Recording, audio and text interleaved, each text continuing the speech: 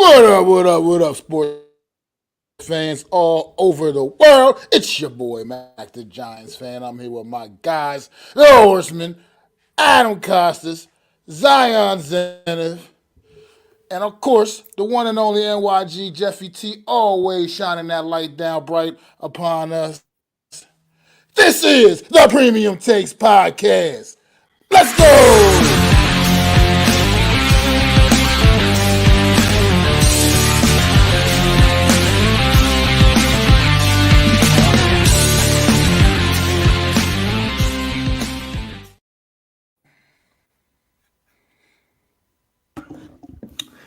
What is up? What is up? What is up, everybody? And welcome to the program.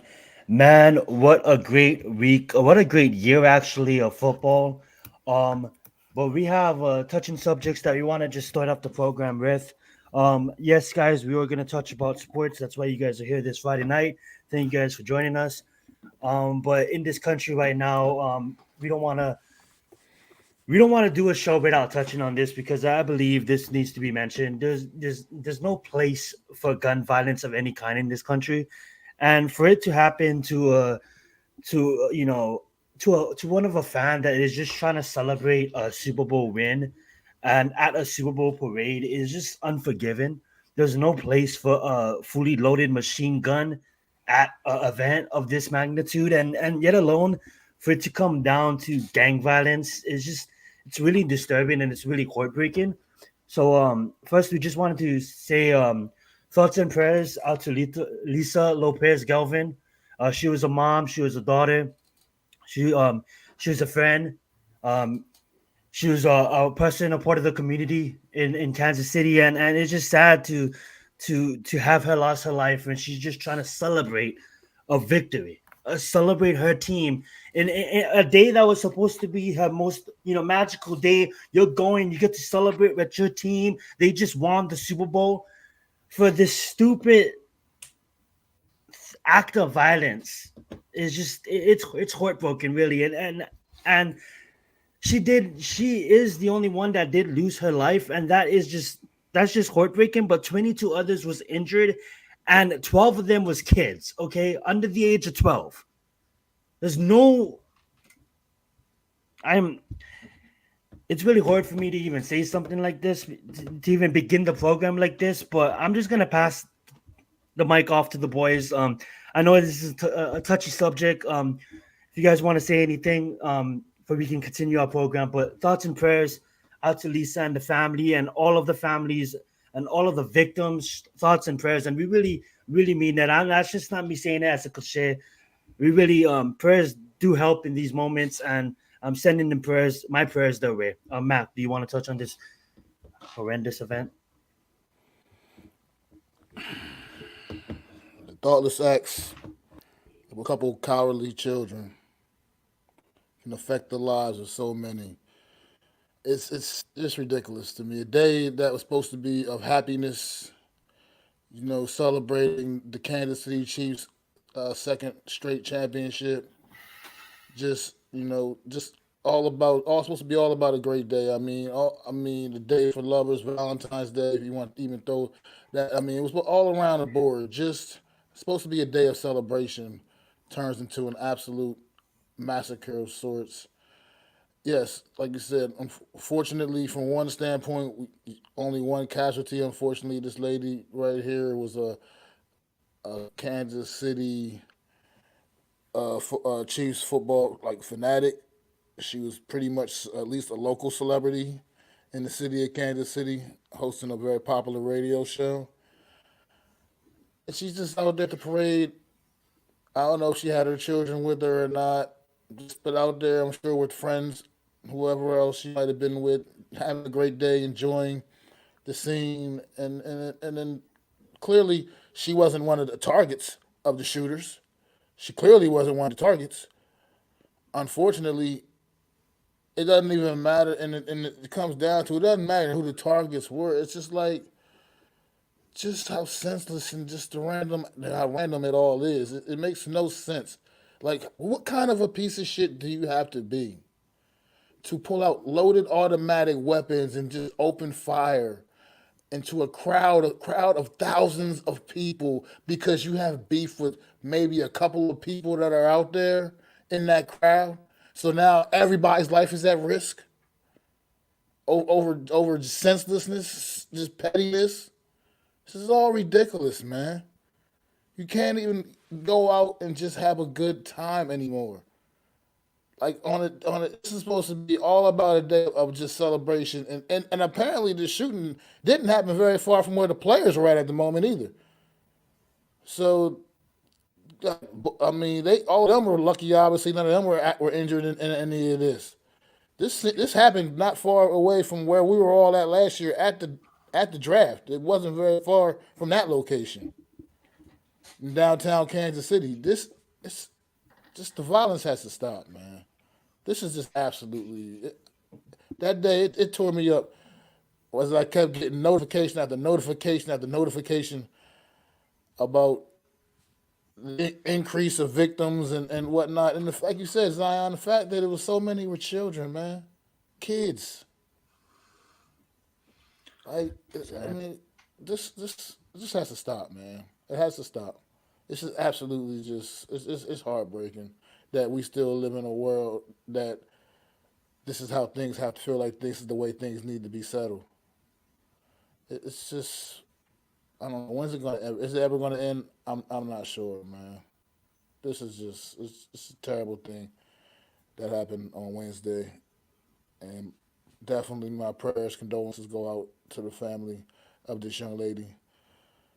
And I don't know if you guys heard. I know I read Taylor Swift donated $100,000 to the family of this young lady, which obviously no amount of money can bring her back, but at least it helps the family, a little bit move on with what they have to do and things they have to do in these upcoming days to lay their loved one to rest.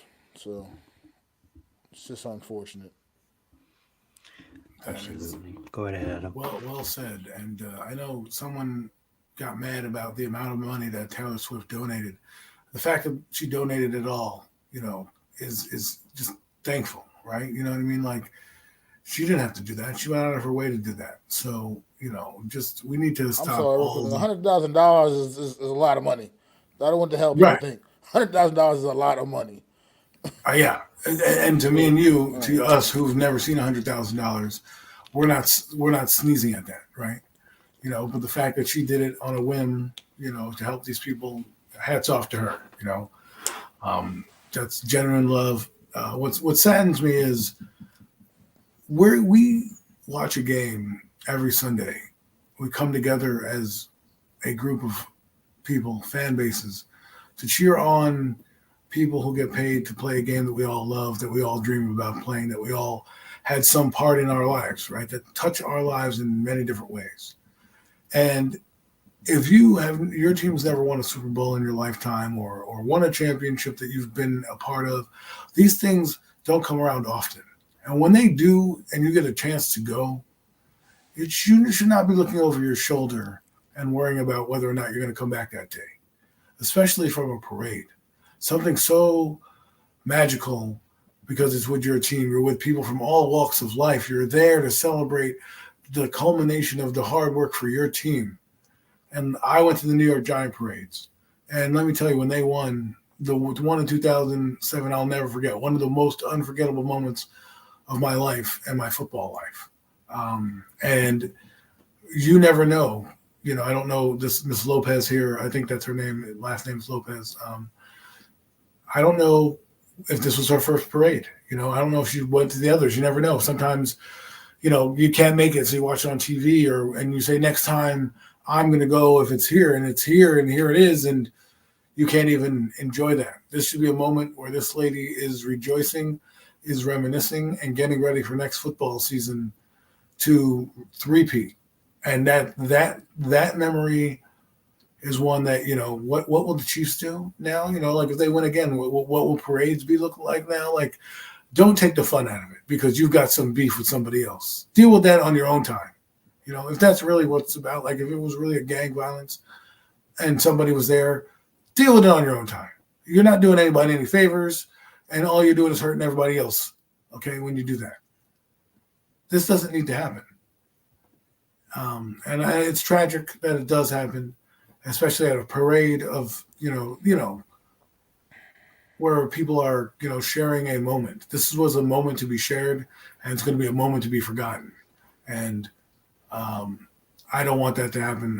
We need to, understand and do better as people. And thanks to those citizens who jumped in and stopped some of the perpetrators. Yes. That's what we need more of. That unquestioned, do the right thing mentality. We don't see it these days. So good for him. And those first responders, as you saw in the videos, those cops are running in, storming in. That's what you need to do. That's how you have to do it. So well done in trying to get everybody to safety. And hats off to that Samaritan who helped get the bad guys in custody. So my hats are off to everybody. My condolences are out to your family. Never forget this lady. I hope they do something in Chiefs next season in her honor. Maybe honor her at the first game. And take a moment of silence for her when they do the banner on Thursday night and they unveil the trophy. Maybe bring her family out in the field presenting the trophy. I don't know, but this is a moment that we all need to look at, and the NFL needs to look at and come together and say, hey, what can we do to better ourselves and better our communities and just make it a more enjoyable experience.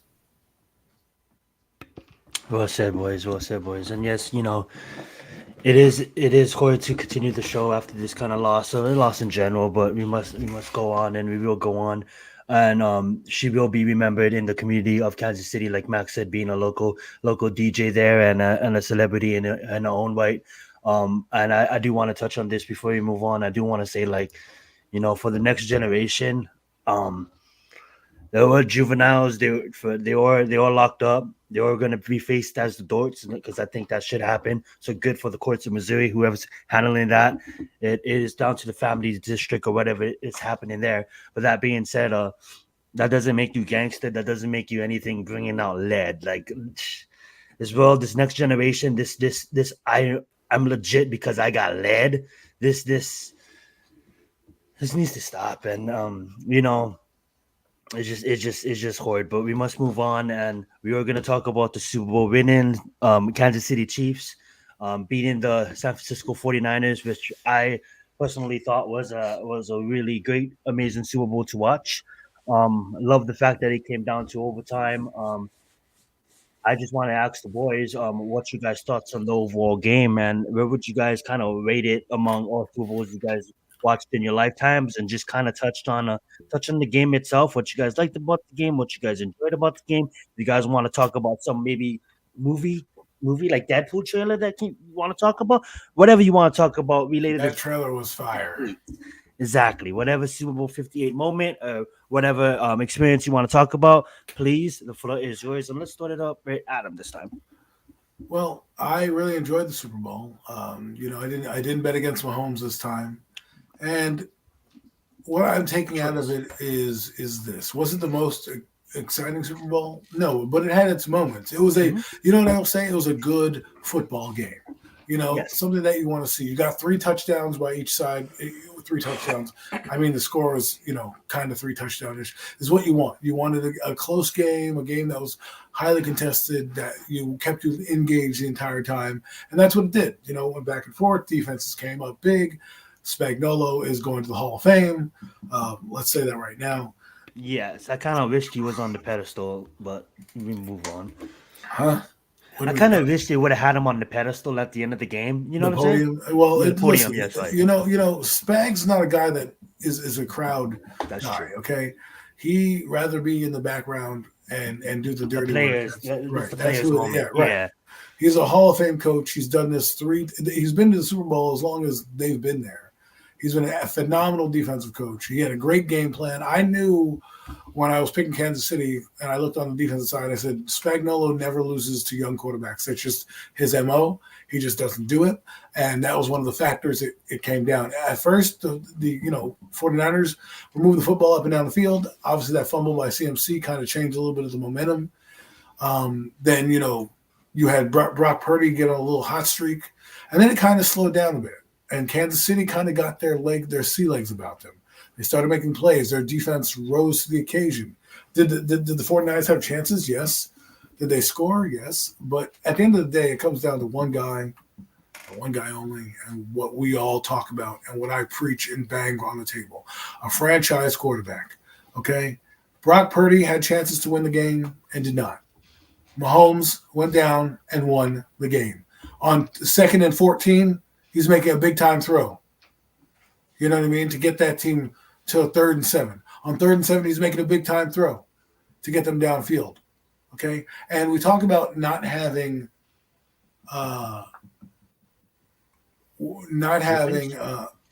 Miz likes to stir the pot. It's okay.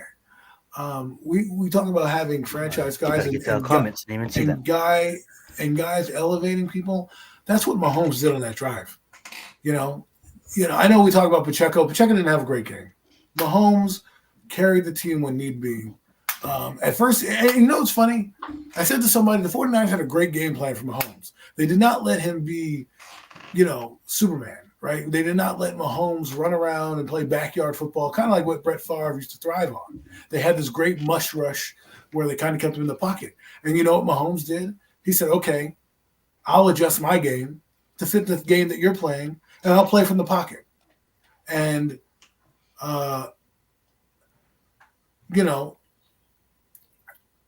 when you have that and you can adapt your game and you become the chameleon, this is what we're talking about. Become the chameleon. I love it. I mean, just think about it, right? In the game, he was being like Purdy got bottled up in the middle of the second and third quarter. Couldn't really do much offensively. He wasn't making plays. They were getting to him.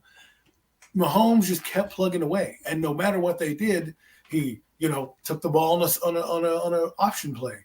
Right? He read the defense. He understood the situation, and that's what when you talk about franchise quarterbacks, you're not just talking about on the field play. Ball to receiver. You're talking about the mental acumen to make those right reads, to adjust where it needs to adjust. I know a lot of people are talking about the play where he could have Rice game over, Super Bowl over. Yeah, it happens. Well, guess what? He made up for it on the Super Bowl drive. Right? You're going to make mistakes. Even the great ones do.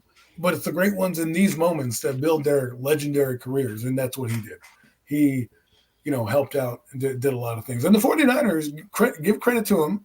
They fought hard. They kept in the game. They could have been blown out, but they kept plugging away. But at the end of the day, the Mahomes effect is what it is. The Mahomes effect is a real thing. And what I mean by that is perfection. When a guy is that good on the other side, it's like when you play Jordan. If you made mistakes, Jordan's team was capitalizing. Okay, that was it.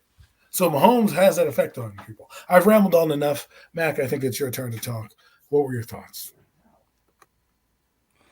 I mean, my thoughts were, I don't know how you guys, the kind of feedback you guys heard from Super Bowl, but a lot of people were complaining about the first half being so boring and this, that, and the other. I thought it was great.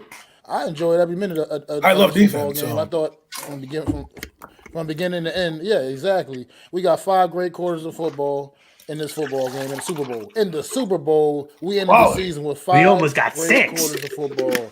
I mean, quality. Yeah, damn near got the 6. Absolutely, damn near got the 6 quarters, man.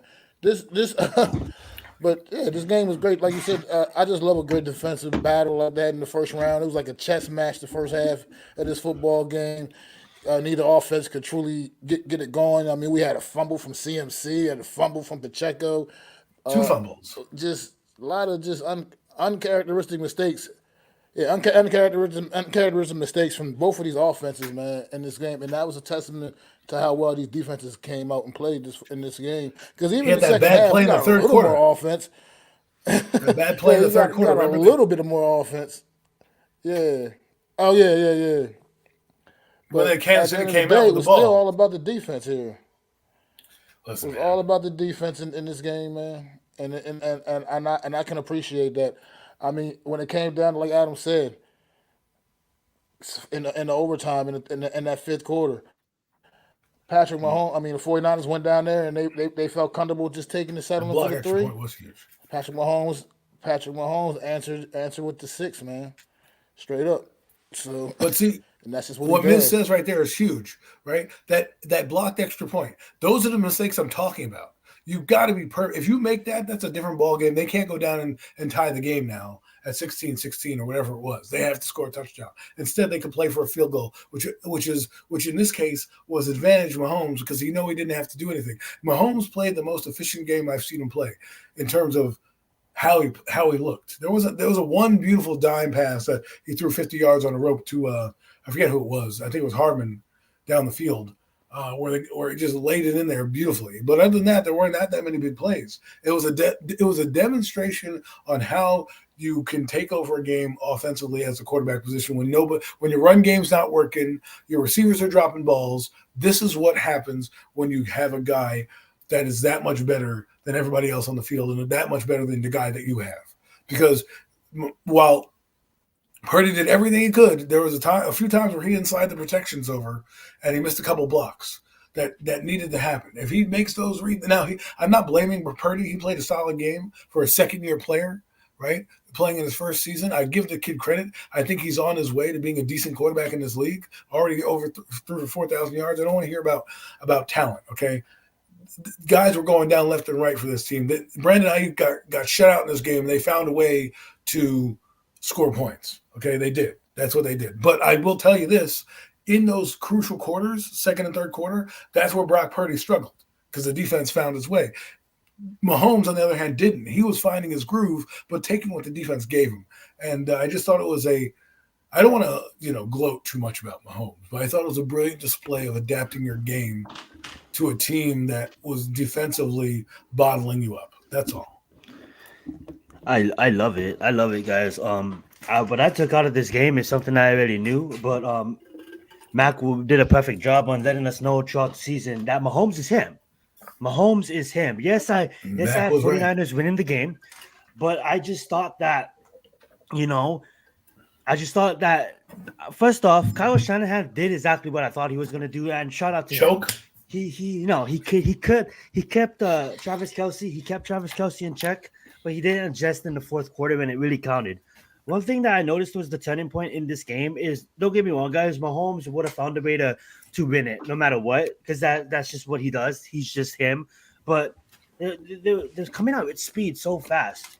And when Greenlaw went down, it just changed.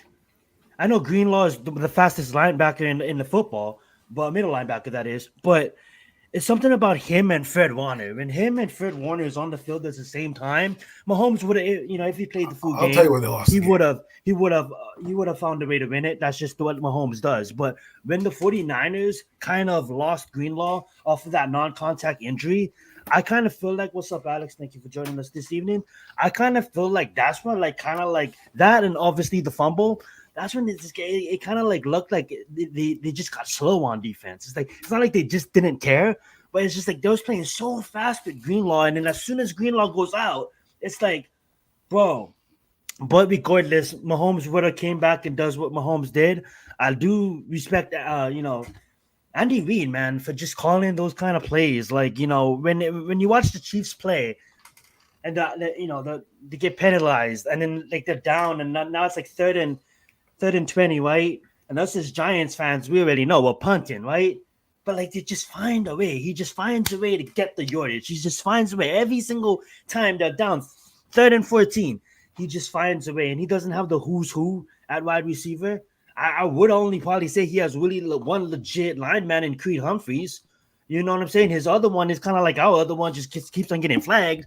But at the end of the day, it just goes to show you how good Andy Reid is, and how great Patrick Mahomes is. That call, that Tom and Jerry special, or whatever they called it, to call that kind of call at that position in that type of game. Definitely a great game, and I feel you, Miz. They definitely lost the game in the first half. I'll tell you when. I have a thing I want to say about two things. First off, go right ahead. Kyle Shanahan, screw you for firing Steve Wilkes. Here's why. In the crucial moment in the third quarter, you ran 6 plays, count them, 6 plays, 6 pass plays when you had the lead in a row. It went incomplete and gave the ball right back to Kansas City. That's where you lost the football game, because that was where you needed to jockey for position when Kansas City was down and you were getting nothing but field position, and you threw 6 offensive plays when your running back was actually having a day on the ground. And so that and I do believe that Kansas City scored on those drives going back. I think that's where you lost the football game. In that crucial moment, you decided to do what Kyle Shanahan does best: pass the football in moments where you don't need to pass the football. He did it in the Super Bowl with the friggin' Falcons. He did it in the Super Bowl again when he was with the 49ers, when they lost again. And then he did it again here. He just can't get out of his own way. You brought CMC here for a reason. Turn around and give that man the rock. But then you have the audacity to go out and fire your defensive coordinator, who, by the way, I just said had a good game plan against Mahomes, and you got beat by that dude, and you have the audacity to fire him. You should look at yourself in the mirror, because you were the one who was choking in that game. What you do? How does your team not know the overtime rules? And you want to go and fire your defensive coordinator? Are you out of your mind? Like, your team doesn't know the rules? You're the head coach. And meanwhile, Andy Reid, who's been to every Super Bowl and playoffs known to man, has his team from day one of training camp knowing the damn rules. And you come into a game and you're like, well, we don't know the rules. So what if you didn't know the rules, what are you playing for, a field goal? Because you already know in sudden death, you don't win on a field goal, you win on a touchdown. So those rules would have applied anyways in this game. That's what would have happened. Each team still has a chance to possess the ball. The only difference is if they went down and kicked the field goal, you'd have a chance to match it. However, this time you didn't. They went down and scored a touchdown after your lazy field goal, but we didn't know the rule. Oh, let me go fire the defensive coordinator. Give me a break, okay? Give me a break. Kyle Shanahan, I'm sorry. I know you get praised, and I shouldn't be browbeating you right now, but I thought that was a cold-blooded move to do that to Steve Wilks after all the fucking jobs are taken in the NFL. Right? And you have the audacity to fire this guy when you had hiccup after hiccup after hiccup. How come you aren't firing your special teams coordinator? They made two big gaffes on that play. They had a fucking block punt and a muff field goal, but you're not firing him. Look, Well said, I'll go back Go to ahead, like Matt. what Miz said earlier go back to what Miz was talking about earlier about the first half. The 49ers lost this game. They absolutely did. And it's because, like you said, you get your defense out there. They hold Patrick Mahomes and the Kansas City Chiefs offense to 3 damn points. 3 points. You basically, essentially dominated the first half in a sense. But you just had so many hiccups offensively that you were only able to muster 10 points and kept the Kansas City Chiefs in this game. At that point, when Usher came out there for the halftime show, shout out to Usher, it was a dope halftime show. In my opinion, I don't care how anybody feels about it. He did a it's pretty good job. story.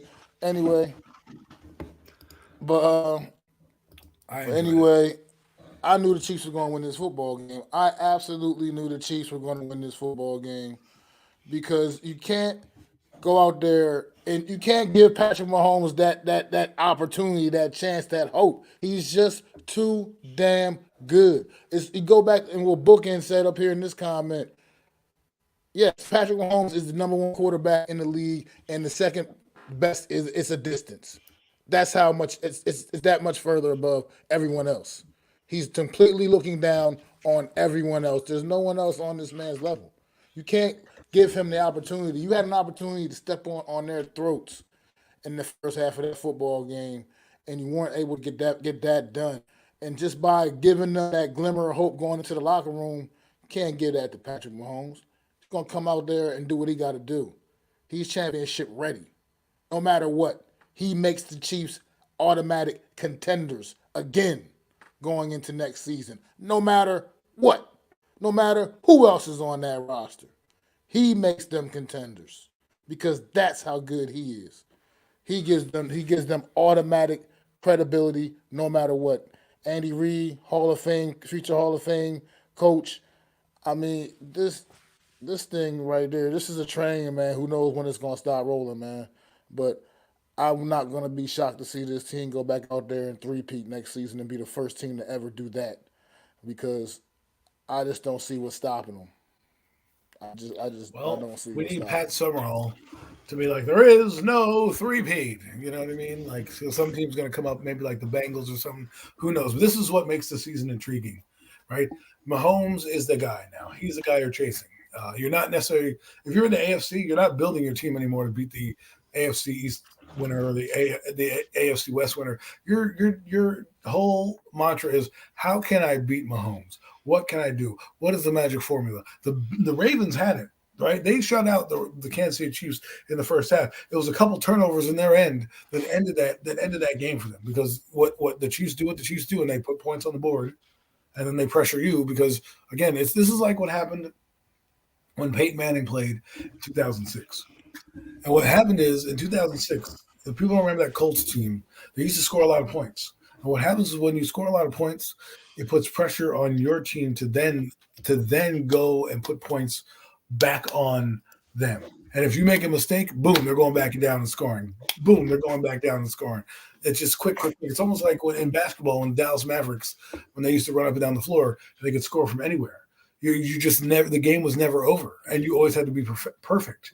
And so that's what happens when you play a team like, when you play a guy like Mahomes and those teams. And the Ravens had a formula, and again, turnovers is a great equalizer. If the Ravens don't fumble the ball going in, diving with Zay Flowers, maybe the game is tied. Maybe they're in the AFC Championship game, right? Opportunities are far and few between, and when you play a good team, you need to make your opportunities, and you need to be able to punch the door in. And as you can see here, this is where you stand. You're watching a team that people thought were left for dead in the regular season, that they didn't have it anymore, that it was time for them to not necessarily pack it in, but, if they win 8 or 9 games, we're cool. You still have Mahomes, whatever.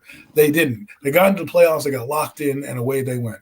And I'm looking at a lot of teams next year. It's great. I'm looking for the Chargers to see how well they do, because that should be a good renewed rivalry. You have 2 good coaches in Harbaugh. Harbaugh's a good coach. Andy Reid's a good coach, right? I'm going to look forward to that rivalry now. You got Antonio Pierce in there, who has the Raiders fired up in that division, and of course Sean Payton's there, and who knows what they're going to do over in Denver. It's going to be a lot of fun to watch, and this is the whole point and the fun of the off season. Right, as Giant fans, we tend to think the Giants are the only team that gets better in the NFL, and nobody else does nothing. But everybody's on off season.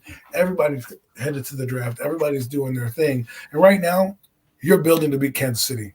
You're building to beat Kansas City, and that starts with finding your guy who's going to be able to elevate your team when need be. That's just the bottom line. If you want to compete, Burrow beat him, and Tom Brady beat him. Those are the only 2 guys that have beaten Mahomes right now in a big moment, in a big spot. I love the fact that you said that too. And you can look at the San Francisco 49ers. They had the defenses of all defenses, the who's who. You know what I'm saying? All of the money went to the defensive players and defensive sides. Yeah, you have your Deebo Samuels of the world, but just look what the Chiefs was able to do, and look what a really great quarterback is able to do, right? When you think of three-peating, let's touch on that for a little bit. If they end up three-peating, that is just going to be the biggest victory in all of professional sports.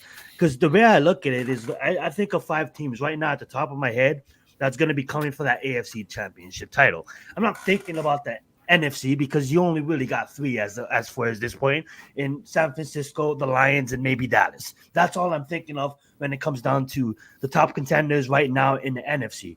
But when you look at the AFC, the division that the Chiefs are a part of, right? The conference, should I say.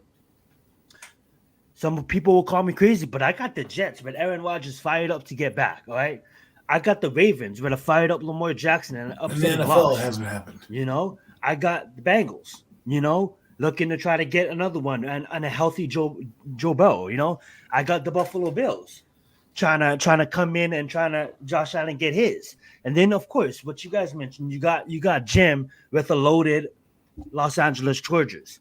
So when you think of Mahomes going out and three-peating, the playoffs in the AFC alone is going to be hard to get through if all of those teams that I just said makes it. And there's always going to be your outliers. Does CJ Stroud take the Texans to another playoffs? There's always going to be your outliers. But and what they set out to do, and this guy has been to what, 5 championship games in his first 6 seasons. So who am I to doubt the kid? Well, my God, if you're gonna three-peat in this day and age, that's amazing. That's amazing against all those teams I just mentioned in the AFC. Anything else you guys want to touch on Super Bowl 58 before we move on? Well, I do want to touch one last thing. I think you said it best. Sorry, Mac, I didn't mean to jump in. and we gladly go after this. But I just want to say something to the fans out there. Enjoy this age of the quarterbacks in the AFC, because when I was growing up, the NFC was the powerhouse. They had the Aikmans, they had the Youngs, they had the Montanas. They had all those great quarterbacks on that side, and it always was a pecking order at the top. That's what you have in the AFC. We are at the age of the quarterbacks over there. You have Josh Allen. We know how good he is. Lamar Jackson. We know how good he is. They have Mahomes over there. They have a lot of great talent that we should not, stop. We should stop hating as just people and just enjoy the ride that these guys are taking us on. Because this era of football may never come again. If they three-peat, let's just say hypothetically speaking, they're going to be in rarefied air. One, because they're going to be the only team that's done it in the NFL on consecutive basis, back to back to back to back, right?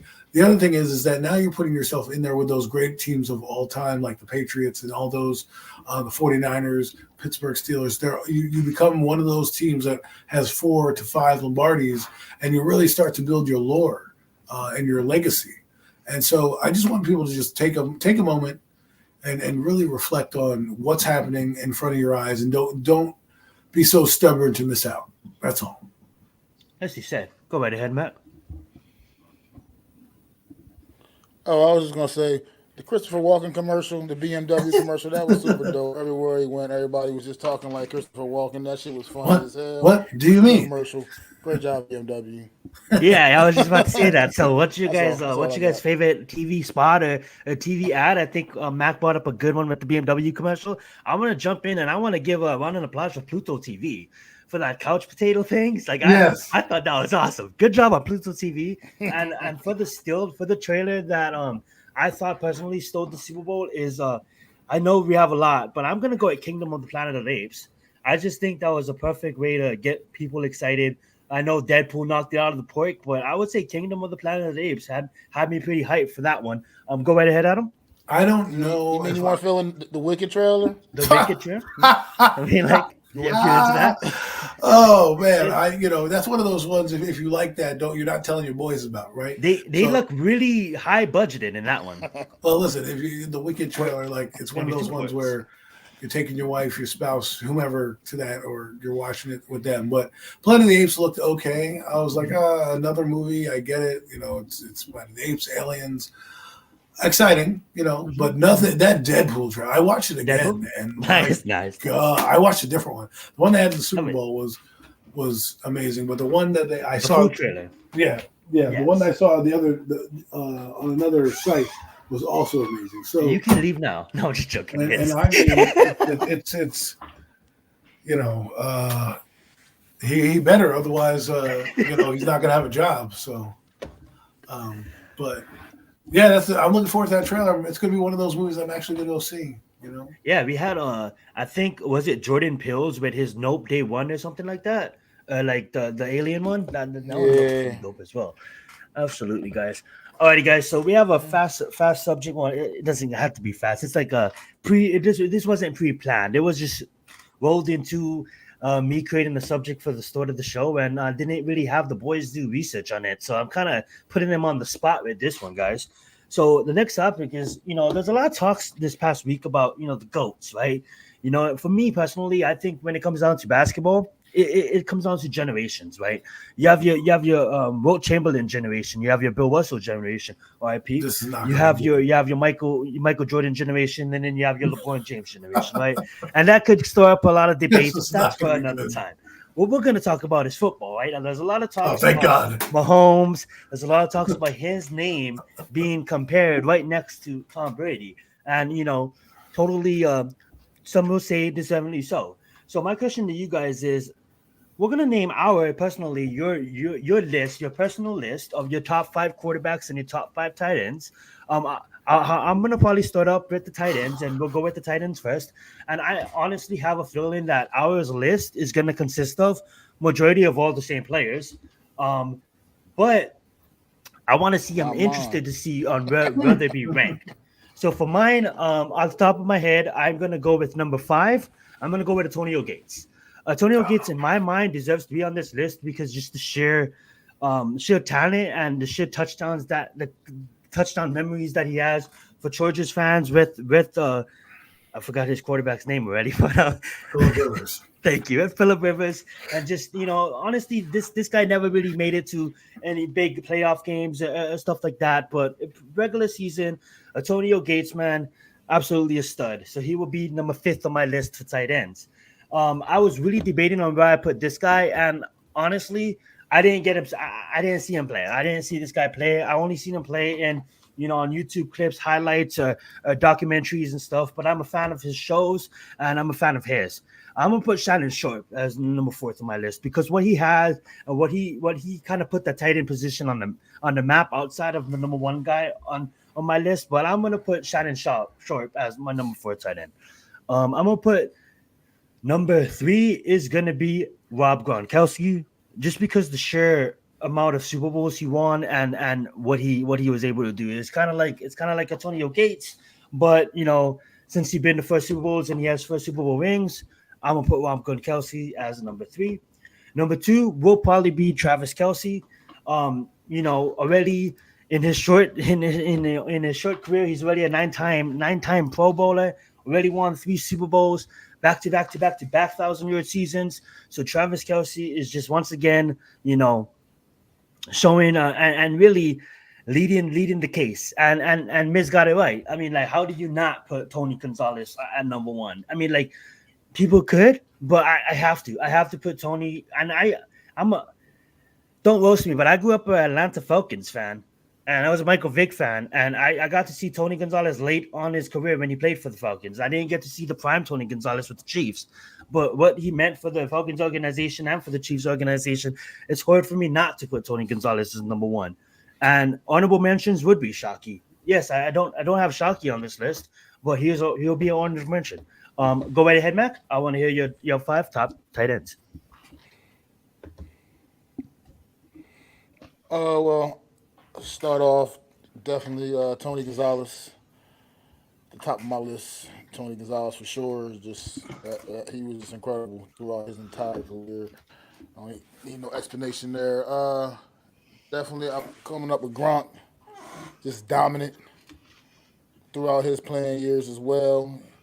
Even though he wasn't quite the same guy when he got to Tampa Bay, he was still very effective, clutch when needed, was still reliable for Tom Brady down there.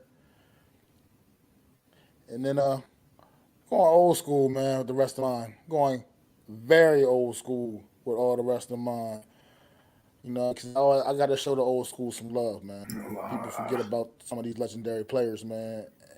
So I got to take it back. That's what Mac the Giants fan is here for. To take you back a little bit. I love it. So we're gonna start off Kellen Winslow. Oh, I knew it. Senior, baby. Kellen Winslow Senior, an absolute dominant tight end in the late 70s, early 80s in the NFL. Killing it at that position. The absolute best at that position during his playing days. Back in them days, he just played for a pathetic San Diego Chargers football team, unfortunately, but absolute dominant. I'm going to go with a name that a lot of people know. And more recently, obviously, he was more famous for his coaching years and most of the people in our age bracket, man, you know what I mean? But I'm going to go with Mike Ditka. What? Another dominant tight end for the Dallas Cowboys. Dominant tight end on the field. Man, is a Hall of Famer as a player. Mike Ditka was just, like I said, an absolute stud back in the day. Another guy that I just got to give him his props, man, because a lot of people right now recognize him more so for his coaching and some of his controversial, things associated with him as a football coach. But Mike Ditka was a dominant tight end for the Dallas Cowboys back in the day. And then I'm going to go with a name that a lot of y'all might not know, man. This one might be a curveball a little bit, man. But I'm going to go even back a little bit further. I'm going to go with a guy, man, named John Mackey. Played for the Indianapolis Colts, man. Back in the 60s, man. This guy was, the Baltimore Colts, excuse me. The Baltimore Colts. But anyway, regardless, the Colts. This guy was just, he was the big play tight end before that was even a thing. That was something that he pretty much kind of invented, the tight ends becoming offensive weapons. John Mackey was that guy back in the day for the Colts, man. A guy that also is a Hall of Famer at the tight end position, damn sure the best to ever do it, and a guy that doesn't get recognized nearly enough today. And there's a lot of great talent we see all over the place, but guys like this, I like to always remember the legends of the game, man. So that's my list. Well, that's a fantastic list. I don't know if I can beat that, but I might add some modernness to this list. My top guy for me is got to be Gronk. I love Gronk. I love what he does. I watched a highlight of him the other day of how he just basically bully balled everybody, caught a pass, broke 3 tackles, stiff armed a guy, and then carried another in the end zone. I'm like, this guy was absolutely nuts. A guy that I thought was pretty dominant, but may not get the credit that he deserves, was Jimmy Graham. Was a pretty good tight end in his day. You know, solid player, did what he needed to do.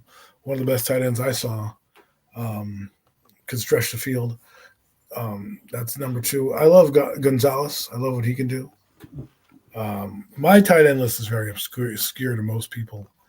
You're not going to hear most of mine. I like Shannon Sharp. What he did, he was a little bit of a tweener. He was between a wide receiver and between the tight end. I'll never forget his catch against the Raiders, 95-yard touchdown catch. So that's great. And there's another guy, I think this is number 5. I'm all over the place, but here's number 5, I think. Correct me if I'm wrong, is Jason Witten. He was a solid tight end that nobody talks about for the Cowboys. It was always a thorn in the side. So those are my, 5 tight end. Let me see what I say. Gronk, Gonzalez, Graham, Witten, and I need one more tight end. So, and I said Shannon Sharp. So those are my tight end. I like to sprinkle it across. There's one that's that would make my list normally. I loved Ben Coates growing up. He's not a huge tight end, but back in the day, he was one of the leading Coates. Yes, Mac knows what I'm talking about. Played for the Patriots, wore number 87. I really came across him early in my football career when I was where I lived. The Patriots were big, and the Parcells had that giant lineage, and so it was interesting to see him because he liked big tight ends. Listen, I didn't see it. I didn't see Bavaro. I'm only going with guys that I basically saw my eyes on. Yes, history is history, and I could easily say Ozzie Newsome, and other guys like that. But I'm going to give you guys that I saw that I thought were good, that I really liked when I watched growing up as a tight end. So interesting. I love that list, and one I love that approach to that too. Like going with the players that you watched and then you witnessed, and not going with the consensus just because he's on everybody's list. He's not going to be on my list. Mine is for the players I enjoyed watching. And I love that you said Graham. A lot of people didn't know that Graham was actually on the Saints roster this past season. He came back, he tried out, and he made the team. He didn't take that much snaps. But one other fun fact about Graham is every year in the NFL, he took the time in the offseason to get his license. So not only does this guy can fly any type of aircraft out there, but also helicopters. And this guy actually does tours in Miami where he flies, I believe, Apache from the Korean War, I believe it was. So he flies that around. You can go on Apache, you can fly with him, and he takes it like kind of like a guide around Miami in an old army helicopter. So if you guys are into that, next time you're in Miami, look up his tour. So shout out to Jimmy Graham, just a fun fact. Well, good for him. Throw out there, having a career outside of football. Absolutely. Alrighty, let's move on to the quarterbacks. I'm gonna probably go first again, and I'll probably turn it over to Adam, and then Mac will go last this time. I'm taking the approach. I love Adam's approach on the guys he did watch. But my approach is the guys I did watch, but also what they meant for the game. There's 2 guys on my list that I didn't get to see, live, but I know what they meant to the game. I was gonna include someone else on my list, but then when I thought about this guy, and I thought like, how could he not be on my list? Because this guy, someone say he's the best passer of the football of all time ever. Just the way he's able to get it's just smooth. And when you hear the name, you already know who I'm going to say. So number 5th on my list is going to be Dan Marino. I'll put Dan Marino at number 5. Number 4th, yes, I am going to give him credit. He's still playing. He's a living legend in himself. I'll put Patrick Mahomes. Patrick Mahomes, congratulations, you make fourth on my list. At number 3, never watched this guy play. I would probably put him higher if I did watch him play. I think he is one of the best quarterbacks to ever do it, one of the best football players to ever do it. I'm gonna put Joe. I'm gonna put Joe Montana at number 3. At number 2, I'm a fan of this guy, man. I've been a fan of him since I could watch football. His brother played for us. So how cannot you be a fan of Peyton Manning, man? You don't need an offensive coordinator when Peyton Manning is in the house. For that, Peyton Manning is the second best quarterback of all time on my personal list. And then number 2, I mean, like, how do you not put Tom Brady? I understand if you would put Joe Montana above Tom Brady. I understand if you even would put Dan Marino above Tom Brady. But for me, when you look at the overall end goal and what you're trying to accomplish is the Super Bowl. And when you have a guy that ran out there and did what Tom Brady does, I mean, like, you guys know his accolades. I didn't even need to say it. Enough said. Tom Brady at number 1. Go right ahead, Adam. Well, So, my Dan number Marino, one, Patrick Mahomes, Joe Montana, Peyton Manning, and Tom Brady. Right back. Go right ahead. my top 2 are 2 of my favorites of all time, and I'll start with my favorite at number 1. Well, my second favorite at number 1 is Peyton Manning. I absolutely loved watching Peyton Manning play. I thought it was a joy to see a guy know everything on the field, on offense and defense, can tell you what the defense is doing, had so much knowledge. I loved Peyton Manning's play. He was the gold standard. Again, I came into football in the mid-'90s, right? So I had I got to see a lot of guys on the tail end of their career, but I got to fully be invested in Peyton Manning's career. In 1998, first overall pick. My first favorite, who I should have put 1, but I for whatever reason, I'm just putting it in a list for him, is Joe Montana. What Joe Montana did to the game, people don't understand what he's done, how good he was, the things that he did. I recommend everyone go watch the documentary on Peacock, Joe Montana. You can see what a clutch player he was, how much of a perfectionist he was, and what he really did to elevate that 49ers team and become a legend.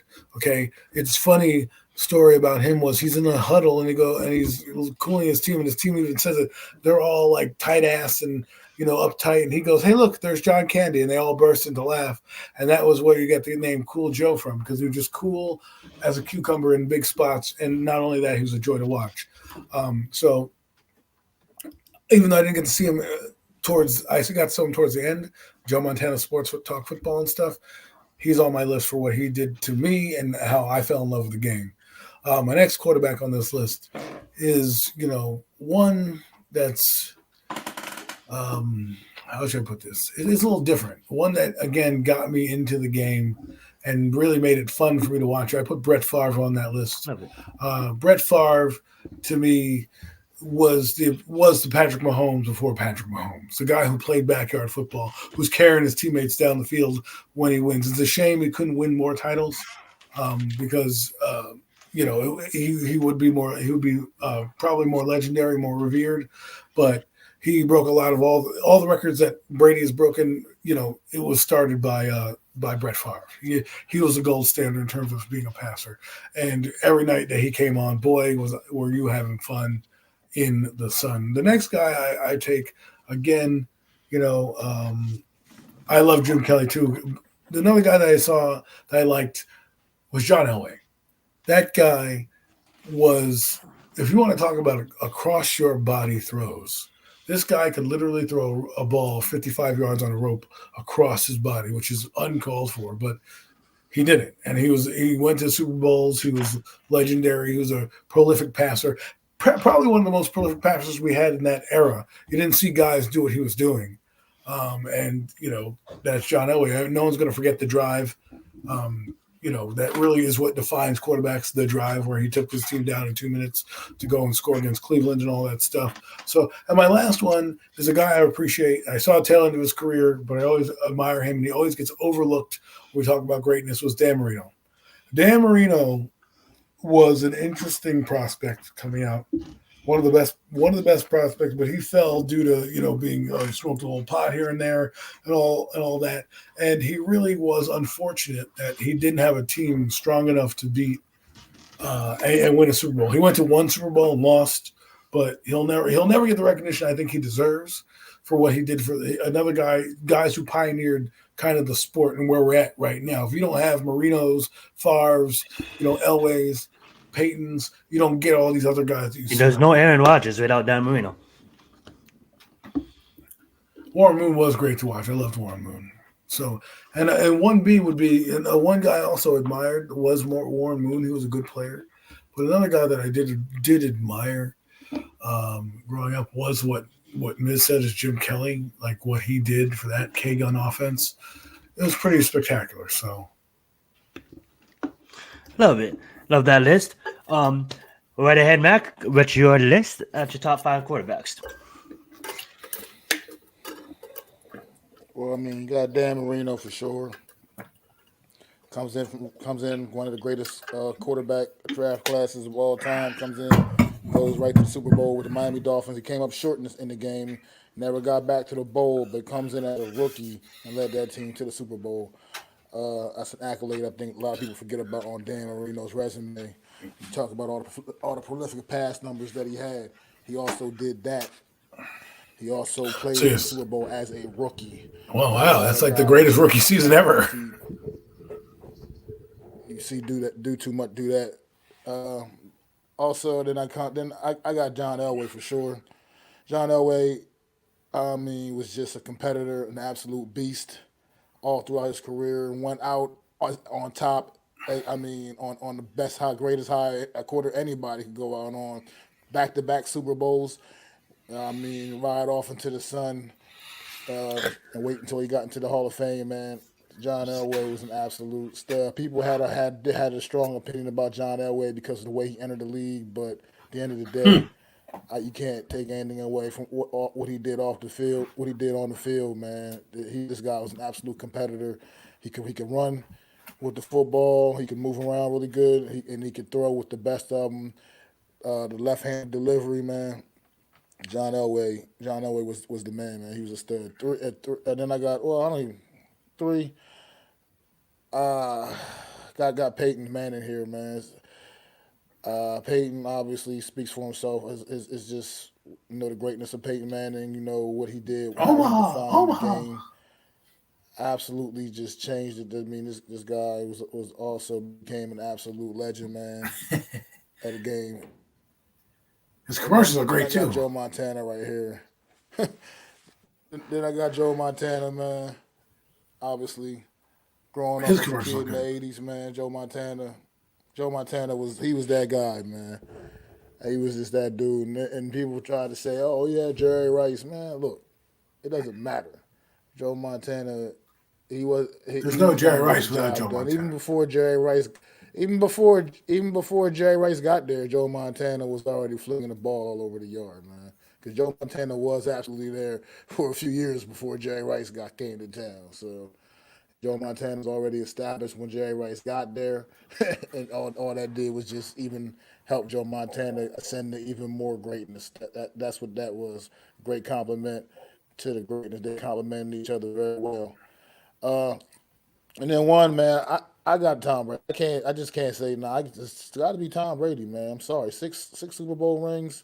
This guy never. I mean, other than those couple of seasons with Randy Moss and such, he never really had the greatest core of receivers. He did have a all-time great tight end in Rob Gronkowski. I'll give him that, but he never had necessarily those household names at running back. He had some good running backs in his backfield to share the backfield with, the Lawrence Maronis of the world, did Corey Dillon for a couple of years, and guys of that sort. They were good quality NFL backs, but they were not those guys. I mean, not like household, all-time great type of names, not like future Hall of Famers or nothing like that. And like I said, in the receiving core, he made guys famous. He literally made other guys famous by elevating the receivers he had. And then first year he had Randy Moss, those numbers his numbers, which were already good numbers, consistent numbers went to like video game numbers. The year or at that first year with Randy Moss. I mean, that's just not by coincidence either. Upgrade the talent, and this great quarterback is going to look even that much greater. You know what I mean? So I just cannot pick Tom Brady here in this spot, man. I mean, look, people can feel any way they want about the guy. Greatness is greatness, and I'm going to recognize that greatness. I mean, one day we'll do this list again some other time down the road, and Patrick Mahomes will surely be on that list for sure. But right now, man, I'm just It's not there yet. it's this is what it is, man. And I just can't go against Tom Brady, man. I There's a think lot of other great quarterbacks. You got some of the guys, the other ones you mentioned, Brett Favre and such. Like those guys like that are like just on the outside, right on the outside looking in. It's not like they're far off, but I just think you're my not letting five them to the guys are just club. the Come guys on. that I love most. You know, I think Mahomes is a borderline Hall of Famer right now. Um, I think you could easily put him in there. There's not really an argument. He might not have the passing numbers, but we know how great he is. I'm not saying he will go, but we got to let him the next decade of his career because he's only 28. So I think he's going to play till probably about 36, 38. The next 10 years are going to show you what it's about, right? And really cement his legacy there. I don't know if he'll end up with the most passing yards because Tom Brady went to 45. He did that for a reason. Tom Brady wanted to have his own wing in the Pro Football Hall of Fame, and I wouldn't be surprised if Canton is going to be doing renovations soon. Because I mean, how are you going to immortalize that guy? That guy's got to have his own. You know, they have busts everywhere, but that guy is going to have his own. You know, wing in the Hall of Fame, and now entering Tom Brady wing. I feel you. It's going to be the museum inside the museum. Oh yeah, but when next year when Eli Manning goes to the Hall of Fame, I hope to be meeting you guys out there in Canton, Ohio, to see our beloved quarterback get enshrined into the Pro Football Hall of Fame. I love that. I do want to point out there's a lot. There's a lot, man. There's like Troy Aikman, there's Terry Bradshaw, there's Drew Brees that none of us mentioned. There's so much out there, but for me personally, the reason why Jeff I would Costas is not great. the reason why I would just put him on that tier list because what Adam said it perfectly. Like she's just showing greatness as is. Does he deserve to be on that list with everybody right now? Yeah, it is kind of soon because he is young. But yeah, there's only 5 spots and there's so much great players. But we're gonna move on. I can't believe we're already hitting our hour mark here on the show. There's so much other topics. We're gonna rapid fire through these rest of these topics. We can get out of here on time for you guys.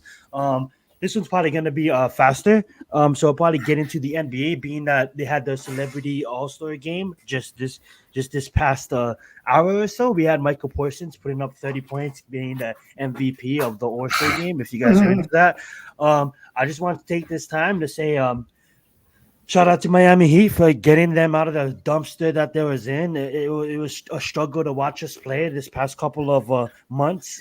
We was on a horrendous losing streak. We finally broke that in this past 2 weeks, and we're looking forward to taking our conference and getting out of that play-in game, which we all know we love playing in. We love making things harder than ourselves, but hopefully we have a tough challenge in these powerhouse teams. There's just so much powerhouses in this season, and I don't know if we even have a chance, but I'm gonna stay faithful to Miami. I'm gonna lock in, and as far as All-Star Weekend goes, I'm just excited to see all these great athletes do all these amazing contests, and it's kind of like just experience for the fans. It is held in Indianapolis this year. And it's just gonna be fun to watch. So I'm asking the boys if you guys. I know how Matt kind of feels about this new school soft NBA. It's not like the old school, like when the Bad Boys Pistons was around. But give your thoughts on it as well, Matt. But Adam, you begin. What's your thoughts on All-Star break or anything Brooklyn Nets related? Well, first, I want to just give a shout out to NYG Jeffrey T, because he would be loving this right now. This is his segment. He loves basketball more than anyone on this show. So just want to show you some love there, Jeff. Our Nets, unfortunately, are an absolute travesty. They can't get out of their own way. They're not very good. They have some good players. Jock Vaughn is not the coach for this team. Sean Marks is not looking like the GM of this team. But how many rebuilds can you do, right? You keep spinning your wheels. It's the definition of insanity. I think the move to Brooklyn didn't do anything to boost their morale. It was supposed to bring this championship level team, and I haven't seen. I saw more finals appearances in New Jersey than I have in Brooklyn. Not playoff runs. We're talking about actual good, finals runs. We saw a couple of them were damn good runs in the playoffs in New Jersey, and here we are in Brooklyn. We can't get out of our own way. I don't know when it's going to end, and it's pretty sad. It saddens me because, again, a guy like Jeff really loves this team, and it's hard. I can honestly say in my lifetime, I probably, without barring a miracle, may not see them win a championship. And the Warriors won a championship. I never thought they were going to win one in my lifetime. The way they were going when I was a kid. The Golden State Warriors, Sacramento Kings, another team that I don't know.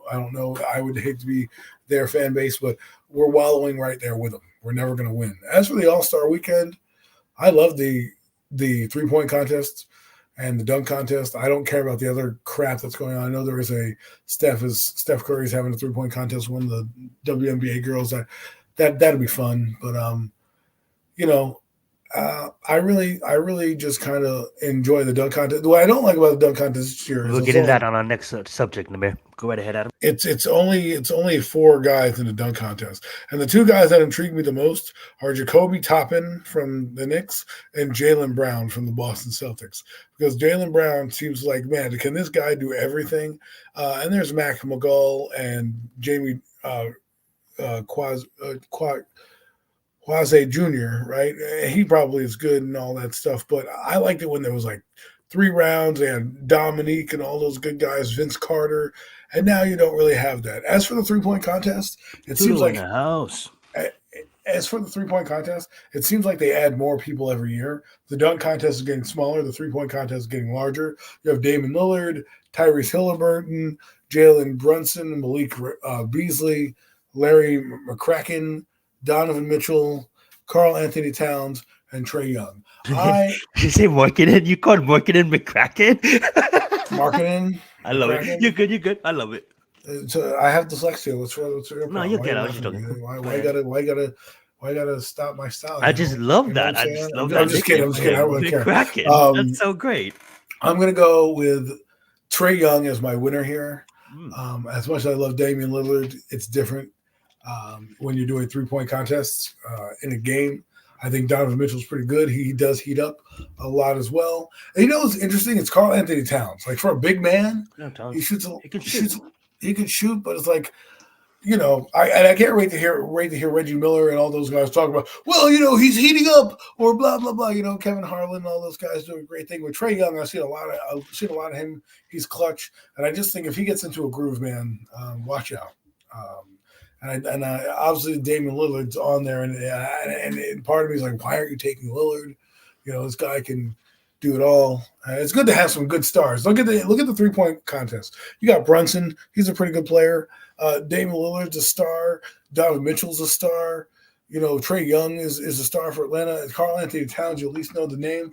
Laurie McCarkinen, or whatever the hell his name is. He's McCracken. We'll go with that. I love that. He's new. Malik Beasley, we got 2 Bucks on the same team. Wow, that's pretty interesting. They don't normally do that. So the Bucks could be the team to beat. But anyways, those are the 2 contests I like. Like I said, I'm going to go with Jaylen Brown in the dunk contest, and I'm going to go with Trae Young in the 3-point contest, and we'll see if those things happen. I love it. I know Mackie doesn't really follow basketball, but is there any words you want to say about it? Tudo. Not really. I mean, not much. I think all of these things. I mean, as much. Do you miss as the I old school dunk contest? NBA Can you is just really maybe kind touch of. on that? I do. I miss seeing dunk contests day. where I saw Michael Jordan and Dominique Wilkins going to war in a dunk contest. That's what All-Star Weekend is supposed to be about. Ain't All-Star Weekend for the fans? Well, the fans want to see the stars. They don't want to see the 12th man off the bench that nobody knows. They want to see the stars. The all bums. They don't want to see G League players. They want to see the stars. G League. A G League guy did win it last year. It's just like. That's what I mean. It's just, he's not even here. It's just ridiculous. He's not even playing in the league. But he's not even here to The boy defend saved his the dunk title. contest last Like, year. You have to admit, Sorry, the boy I can't saved the dunk stand contest. behind this shit. Okay, I But- can't stand behind this shit. you don't even have a Doesn't defending even title have a holder. contract. You- Saving the dunk so, contest. so the guy comes in, gets 10-day contract, wins the NBA dunk contest, and that's his accolade for his life. They're like, hey man, what are you doing these days? Oh, I'm working at Kinko's or whatever place, Yeah. But I used to be an NBA dunk champion. Oh wait, are you going to defend your title? No. That's They should bring him back to defend his right. title That's what I'm because of that. saying. The NBA should at least sponsor him to come out. I And don't like, really know enough about rugby though. With Well, that's respect, I good. don't know enough about All rugby I'm to be saying, listen. talking about rugby. Unfortunately, That's good. Because rugby is the shit, man. If football, if you really want to get into a game, rugby is fantastic. And the way they do things, the scrums, those guys really go at it. I don't know a team that wears all black, but when this team wears all black, I forget who it is, but when they play, it's just like you just The New love Zealand Blacks, right? the New Zealand Blacks. Is that I what you don't know. I said? could be wrong.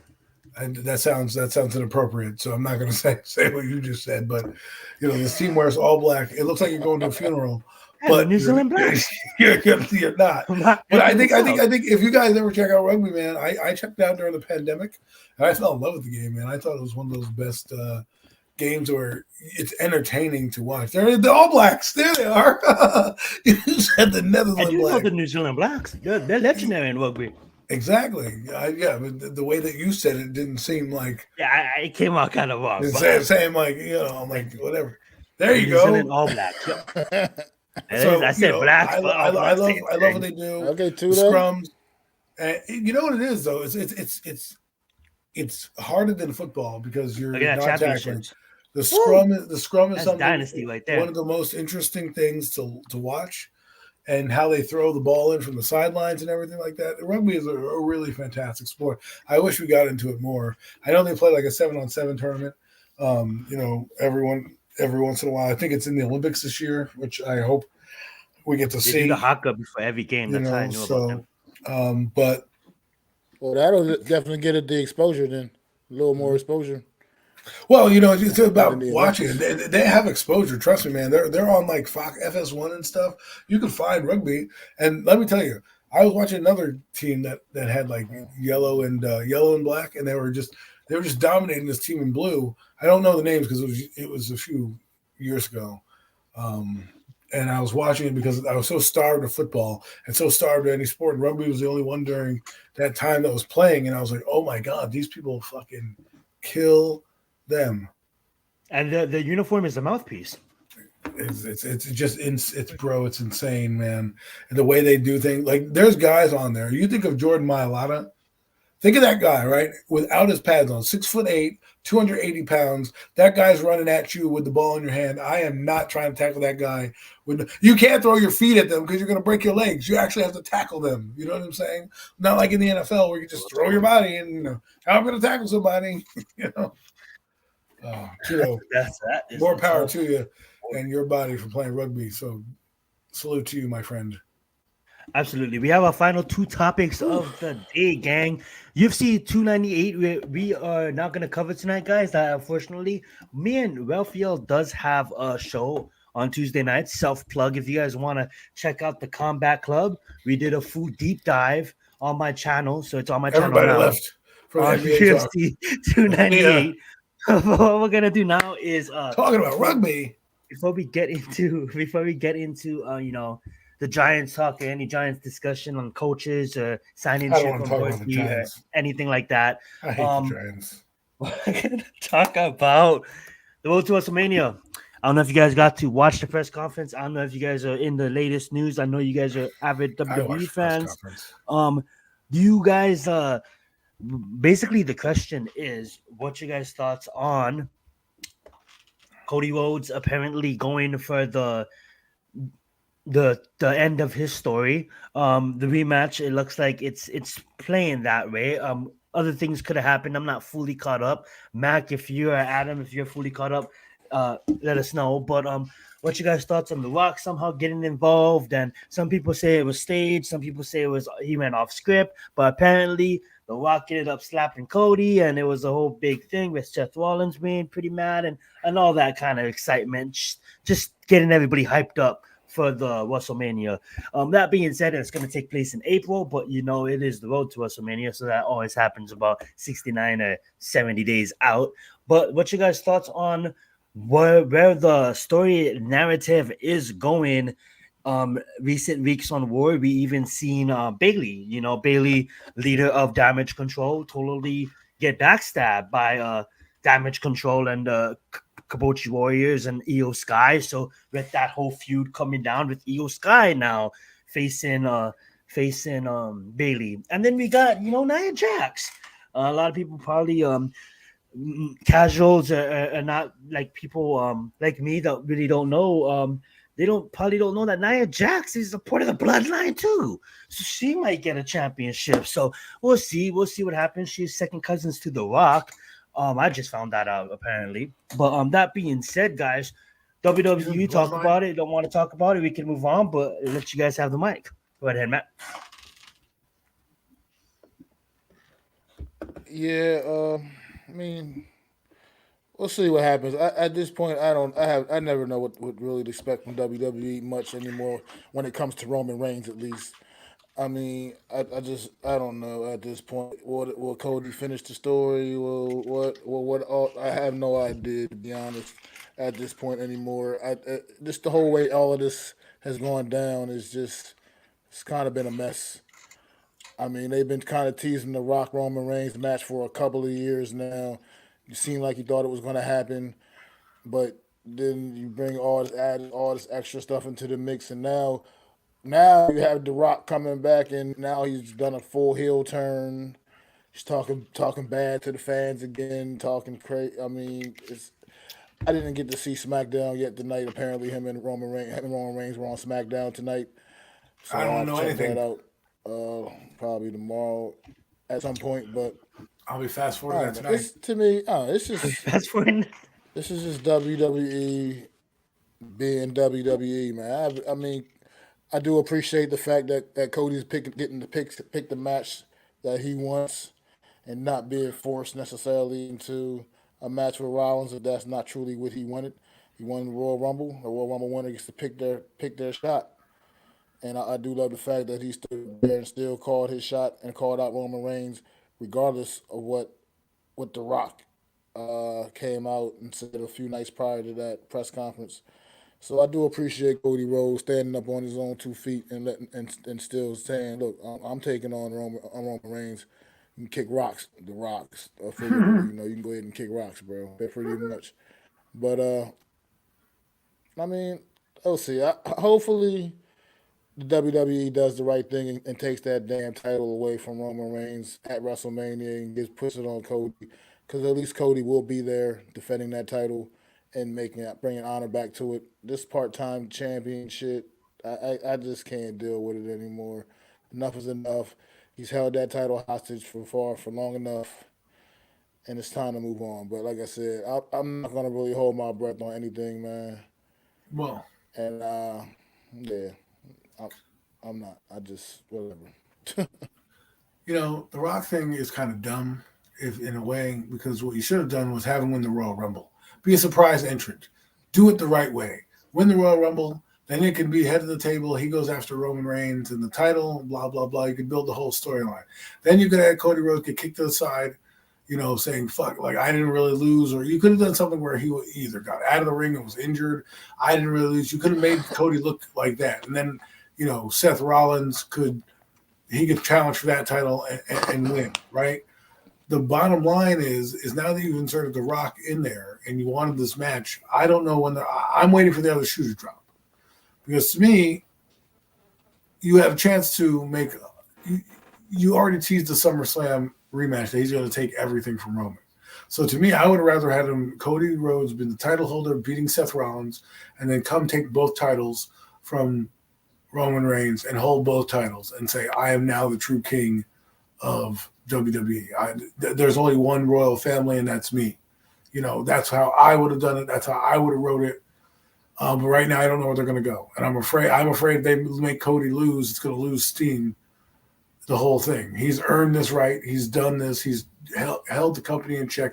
He's the fucking John Cena of this era right now, right? The people love him in every arena he goes to, no matter what he does. I don't even know if he can be a heel. He'd still be that good. He cuts killer promos. He holds the company to a T. And I think what The Rock did on Sunday at the press conference, whether it was real or not, seemed a little much. You're going to fix it, blah, blah, blah, throwing his weight around. It's like, but dude, if you had done it the right way and came back like you did, because he came back before Royal Rumble to say that I'm home, blah, blah, blah, right? So he was there, in I think late 2023, early 2021. I think he was there at day one or something like that. So why not just enter the Royal Rumble and win? Be number 30. Walk in, kick everybody's ass. The Rock layeth the smack it down on everybody. I'll go on to WrestleMania. And then you have a real head of the table match. And of course, now you have nothing. Because Roman Reigns, I think, first off, his act is stale. Anybody tells me that guy's a great champion, I'm going to go say, go kick rocks. Because first off, it's scripted. Second off, he's not even that good. It was great when he first started at We the Ones and everything like that. But now it's just like, dude, you're boring. Solo Sikoa's still there. He hasn't evolved. His character, Paul Heyman, is a mouthpiece that could be used for other wrestlers. But no, he's there stuck in your corner talking. Like with Brock Lesnar, Paul Heyman fit to a T because Brock Lesnar didn't talk, right? Roman Reigns speaks. What's the point? Dude, I need the wise man there for? Give me a break. As for Nia Jax, kick rocks too. You're not even that good of a champion. I'd rather see Jade Cargill over Nia Jax. I think they're going to do something with her and Bianca at WrestleMania. Nia Jax to me is just not a good wrestler. She just doesn't do anything. I feel like when you put her in there with those string bean girls, I'm supposed to believe those girls have a chance of beating Nia Jax, like in real life, like that doesn't really seem to be the case. So, if you're going to bring in girls like that, you have other girls to fight them or at least do something. I can't wait for her to lose to Rhea Ripley because Rhea Ripley to me has been a phenomenal women's champion. One of the legendary runs that we've never talked about. Rhea Ripley is the champion we rarely talk about. We see her, but we don't give her the praise that she deserves. Damn it, she deserves praise because she is a badass bitch. Okay. And she carries that. I love Rhea Ripley, probably my favorite female wrestler. And it was even when she was, not the Judgment Day Rhea Ripley. I still liked her prior to that when she took the title from Charlotte early on, and then she had to work her way back up, and now she's who she is, and she's cutting great promos, and people are loving her. Now she's becoming an anti-hero, which is once you become the anti-hero, where you can be just a badass person, your character changes. I think she's evolved into one of the best wrestlers. I don't care if whoever loses the title. She's the creme de la creme, the cream of the crop, and Nia Jax doesn't deserve her title. If anything, I'd rather give it to Jade Cargill because that girl, to me, is a beast as well. So that's what I'm looking forward to seeing. As far as Bayley goes, I think she deserves the title. I hope she wins the title just for her sake. She does a lot for the company and doesn't say much, does her job, doesn't get rewarded the way. I mean, when she came up, she was Bayley, the hugger, girl, and she had to break through with that gimmick and won a title with that gimmick, right? And it wasn't until she became Ding Dong, whoever she was, and a heel where she kind of evolved into the character that she is now. And I still think they don't do her with enough respect, right, in this game. I think the women wrestlers are in a evolution that we haven't seen before. It's kind of like the men in the 80s, right? You got all types of gimmicks, all types of, people that glow in the dark. You got people that paint their face. You got women that, that got long hair. You got heavyset women. You got women that drive around in tanks and shit. You don't see those gimmicks the same way with the guys anymore. You used to see that in the 80s, Sergeant Slaughter with his, his group, Iron Sheik with his guys that would come out, Hulk Hogan and the Flag, the other props that they would use to make their characters big. You're seeing that right now with the ladies. And that's what I think they're in. I think they're in their 80s era right now. You're going to start to see probably with Rhea Ripley lead a more darker, grungier type of era very soon, where you're going to start to see matches where they're going to use barbed wire matches. They're going to do tag matches. They're going to really start to elevate their game. And we'll see where they go from here. I mean, Triple H is the CEO. Let's hope he gets his ship right. He needs to do it. AEW, I watch now that I have a provider to watch it, and they make bangers. Every night, AEW goes out to make a banger. That's what they do, okay? You may not like their gimmicks, you may not like their props, but when you go out there, those wrestlers are trying to give you a banger every night. They want you to lead that show like, damn, what did we see? The WWE needs to raise the bar. You need to get back to that level. You need to get back to the Attitude Era, the Ruthless Aggression Era, or our jaws would drop with the insaneness that you guys were. So that's all I have to say on the WWE. Well said, guys. Well said, guys. Yeah, a lot of great points. And I'm just gonna say, as a casual fan, dip back then every now and then for WrestleMania season. There's times where you put your championship on the superstar that can carry the brand, and they delayed it. I don't know if he's got injured or that's why they delayed it, but Cody Rhodes is that superstar right now. It'd be foolish of the WWE not to put a title on that guy. I honestly think that going back and then watching these main events and just trying to dabble into it a little bit. Like, I think honestly they should have put the title on LA Knight when they had a chance, but obviously that passed by. So that being said, I'm just exactly what you guys said. I'm just sick of the same old BS. But things need to switch, and I do love certain things that they do, but as far as the bloodline and all of that is just stale. There's only one guy that I do love, and he's a part of the bloodline, but he's not a part of the bloodline. Is Jay? I think Jay is a main event. The crowd does pop, and if anybody from the bloodline should hold a championship, just give that guy a championship, because it's all about hard work and paying them dues. And what Adam said, I mean, like, you have superstars in the back that's been doing it for forever, and they don't get the same chances. So it's kind of like, I understand everybody works hard at this game, but at the end of the day, there's so much superstars that need a chance to have that championship around their waist, and not with the poor time of Roman Reigns continue to do, not even show up. And that being said, not a real champion. Last topic being that we are at our end of our show here, probably going to go for at least 15 minutes more. I just want you guys to talk about any hires that it looks like the Giants went in and basically took Mike Vrabel's coaching staff and kind of for them, or now our coachings are with our front office or something with our organization. I know the main guy that I probably want to touch on real fast is our new defensive coordinator that we haven't touched on the show yet, is Shane. So shout out to Shane for getting the job. This guy is an up and comer in the coaching world. A lot of people maybe not as familiar with him. I know I wasn't. I only know him for being my history of a friend of the family's is a Titans fan, and he was talking about this guy being the next big thing, and obviously he had a down season in this year. A good stat that he did have in both years was, I know we all probably did our research on it, was he did have the number one red zone stoppage team, so they stopped opponents when they got into the red zone. But I think what we're really hiring him for is what he showed us last year, and his ability to, rank high in a lot of defensive categories that really did count.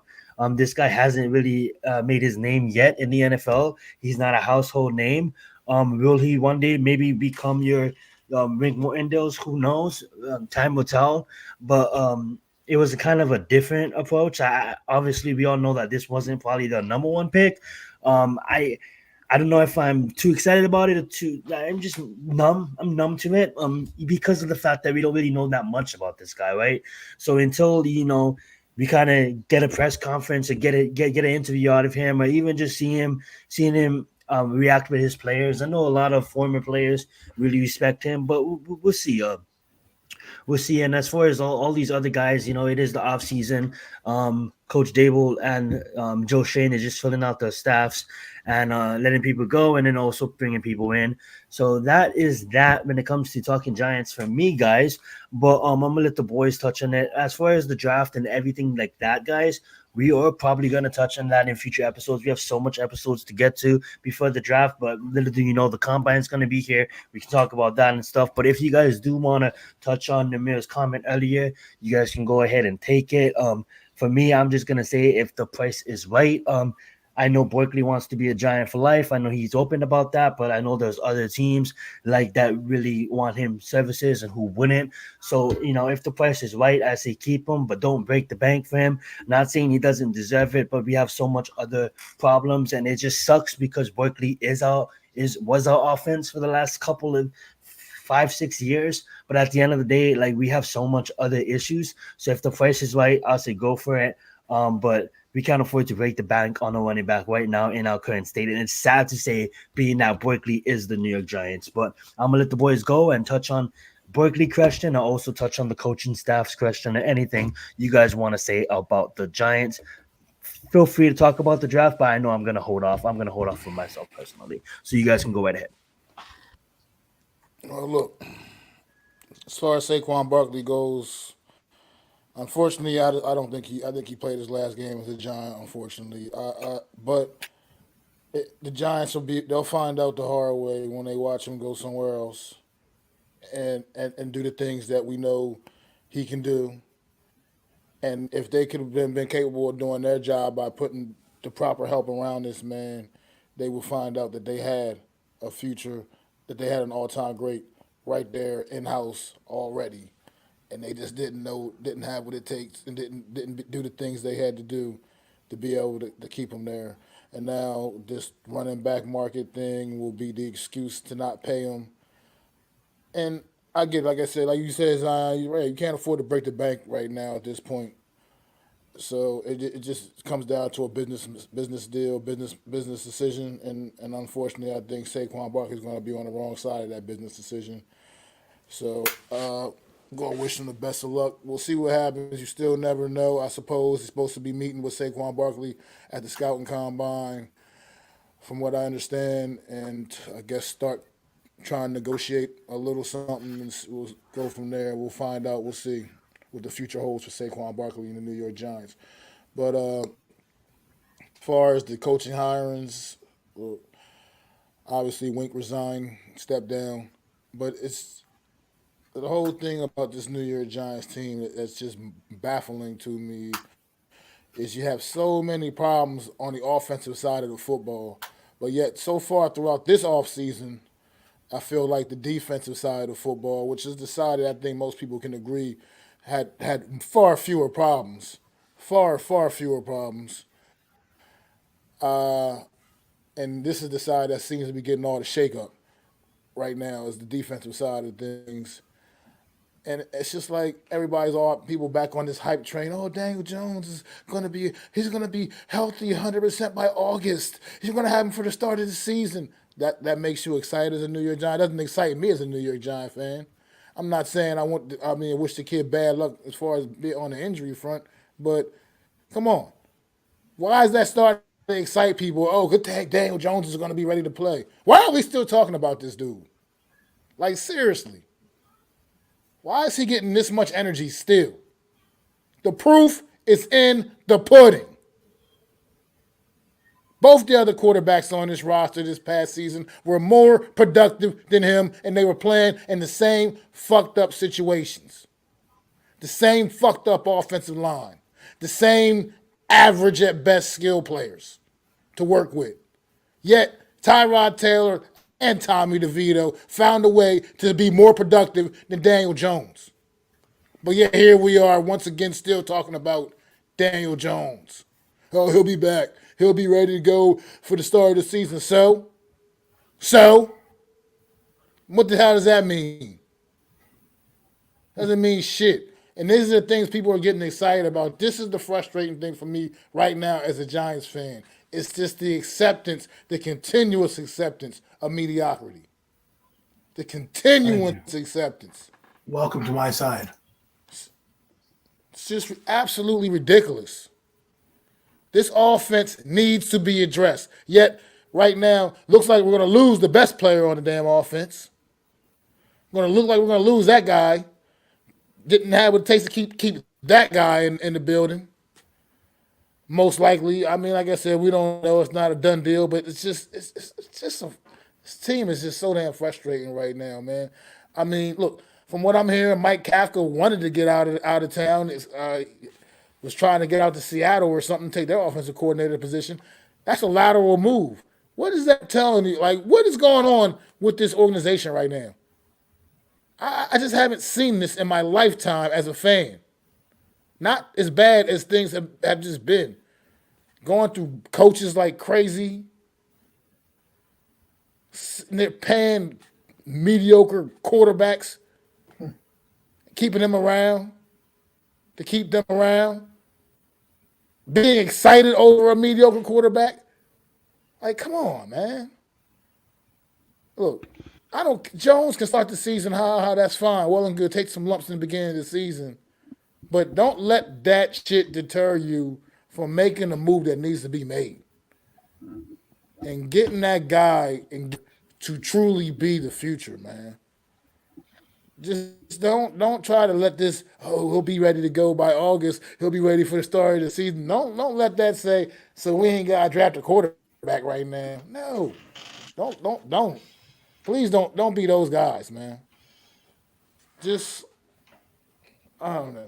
Like I said, as far as like I said, the coaches Shane Bowen, Tennessee crew, we'll see how it works out when you come in. Keep these guys playing at the level they were playing on the defensive side of the football, and I'm good with that, man. I'll be fine with it, man. I mean, just keep that energy up on that side of the ball. This is gonna be an interesting off season, man. A lot of, I mean, Xavier McKinney is, like I said, a guy that right now also another guy that just. I mean, I'm on trying to really keep this guy around, but at the same time, once again, what's that price tag gonna look like, man, for a guy like him? Pretty sure he's gonna command quite a bit of money on the open market, man. So, just don't know.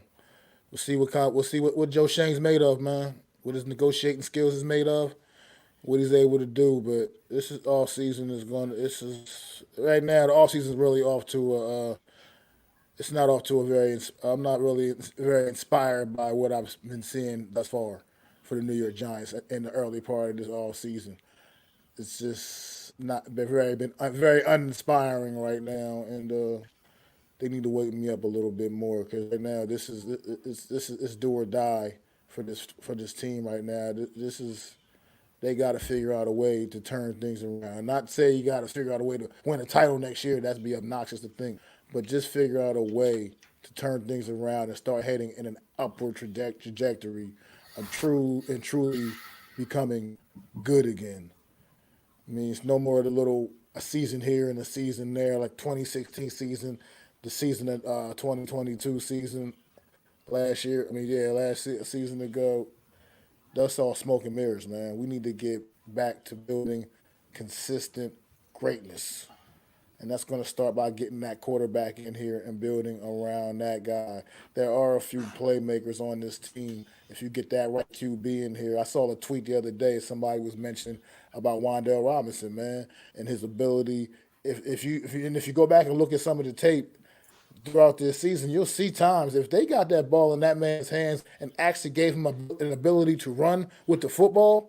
There was times where there were plays to be made by that young man, but a lot of times you're throwing the ball to him and he's pretty much you're not giving him a chance to make a play. That's what the great quarterbacks do. They give their guys that opportunity to make plays, to make it happen. You got to it's just you got to get consistent play at the quarterback position. I'm sorry, that's what it all comes down to me for me. It starts right there, man. Like people keep talking about how important the quarterback is. Well, then it's time for the Giants to put this roster together and act like they know that. People keep saying, "Oh, it takes more than just bringing a quarterback in." It does, but fuck it. It starts with having that guy, knowing you got that guy. That's when everything else can start coming together. You can build everything around and start coming together. When you know you got that guy here, and we don't have that guy. I mean, we got Daniel Jones, and I don't know why that's still good enough for so many people. I have no idea. I cannot figure it out how that is still good enough for so many. I mean, I gave that kid every chance I could, every chance I could. I can't anymore. Not after what I saw in particular this past season with a second and a third string quarterback coming in there and outperforming him, not by a little bit, by a lot. I can't anymore. Well said. Well said. That was a pretty intake for sure. Great. Go right ahead, Adam. Take the floor. I don't really have much, but maybe if it comes from your mouth, Mac, people will listen because I've been banging that drum for 2.5 years. I'm still banging that drum, and people call me crazy. They say you're a hater. You know, you don't know what you're looking at. And all I ask them is, what do you see that I don't? And not one person can come up and truly tell me what they're seeing in Daniel Jones. You know what I saw? I went to a space today that I normally don't go in. I usually go into one to where everyone kind of has my same viewpoint. They actually let you speak in that one. I went to this one space, and they're yelling at the top of their lungs with each other, and there's 2 Daniel Jones fans going at it, and all the excuses are, well, you don't have the O-line. Well, we need to get a receiver. Well, we need to do this. We need to do that. It's never Daniel Jones' fault. So I made a tweet, and I said, when are we going to blame the individual? When are we going to blame the individual for his play on the field and not blame everything else? Because what happens is, it's like when your child does something wrong and he clearly has done something wrong, but you don't want to believe that is your child, and you're like, no, it can't be. It must be the teachers, must be the school, must be the environment. Blame everything else but the actual person. And that's the only thing I ask is, if you're a Daniel Jones lover out there, tell me why you like mediocrity, because that's where we are. That's why I bang the table. People call me obsessed. NYG22 calls me obsessed with Daniel Jones. It's not obsessed with Daniel Jones. It's obsessed with the idea of being mediocre, of running it back, of winning 8 or 9 games and spinning our wheels, because that's what we do as a giant organization. That's what a guy like Daniel Jones does for you. Do you think he's beating the Ravens? Do you really think he's beating the Ravens? This Ravens team, you know, they had fluky wins against them in 2022. Now you think they're going to beat the Bengals? All those teams are fighting for the Super Bowl. Our roster is weak. You know where Vegas has us ranked? The second worst team in football right now. They're probably going to project us to win over under 6 games. The only way that you save your job, Joe Shane and Brian Dable, is to get the quarterback. I don't care about assets.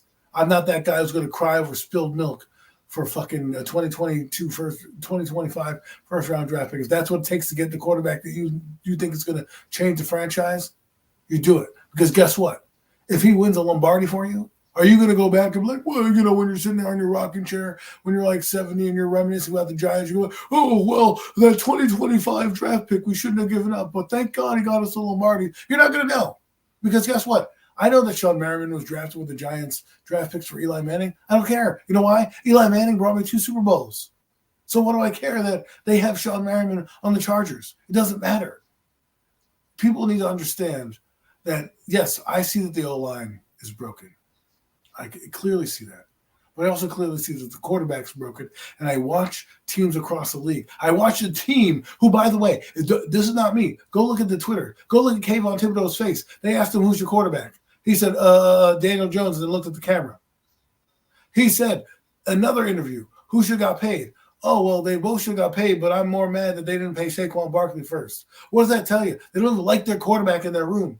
The body language of this team is telling you exactly what they want. They know they're good. They know that they can play ball. Jalen Hyatt indirectly said it. So did Darius Slayton. They all said it. They're all saying it in silent ways. It's up to Joe Shane to grab the gravitas to go make a move. I don't care what it costs. I'm tired of losing. I'm tired of being the laughing stock of the league. I'm tired of not having New York Giant pride. You people all wanted wins, right? You wanted meaningless wins. So what? So you could be 6-10, so that you could run it back again.